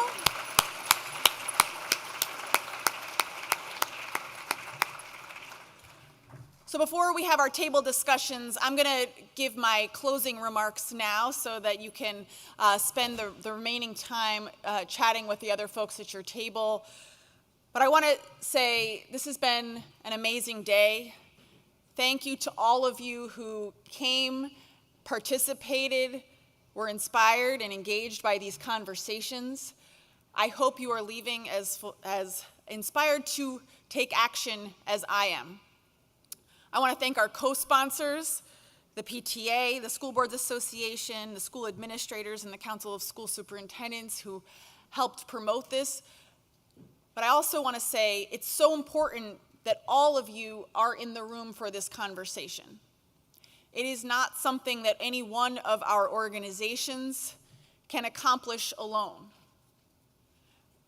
Sometimes I have my teacher hat on and I think about the perspective that I bring, when I'm teaching and a kid takes a call while I'm trying to teach math. right? That has actually happened. And then I think about my role as a parent. I have two 11-year-olds who don't have phones yet. Every day, it's every day we talk about it, not because I bring it up, right? But I'm afraid for them. I'm afraid for the world that they are growing up in. Because even though I am really immersed in this work, as so many of you are, they can figure things out faster than me. My son, Andrew, I'm going to tell this short story. He made a Google slide deck to convince me that he should have Fortnite when it wasn't quite age appropriate yet. And then he had cited Common Sense Media. He said, these are the people you work with. They said, with appropriate parental controls, that 11-year-old, and so I said, okay. But as soon as we had set it up, right, and I had tried to block him off from all of the unknown people contacting him on this platform, and I had done all the research, I found on Google how to get around your parents' parental controls on Fortnite, right? Even the best barriers that we put up, kids will attempt to find a way around them. So parents need help, and I speak on behalf of them. We need support of the entire education community. We need to give our kids a break for 7 hours a day. I truly and honestly believe that they need that. They need that so that they can have space to learn the self-regulation skills that are required to go out and be adults. And so I am encouraged by the conversation we've had here today. I'm encouraged by the commitment to fight back against companies who are trying to profit off of our kids and do harm. I'm encouraged by the school districts who have led by example and who are talking about what they say is transformational in their schools when they've created distraction-free learning environments. And I'm really encouraged by this last panel of folks who are talking about not only how do we protect our kids during these 7 hours, but how do we give them the skills at home and at school so that they can be productive adults for their lifetimes. So thank you for being a part of this amazing conference, this amazing day. Our work is not over. I want to thank the NYSET staff who have helped put this on, including Lonnie and Leslie.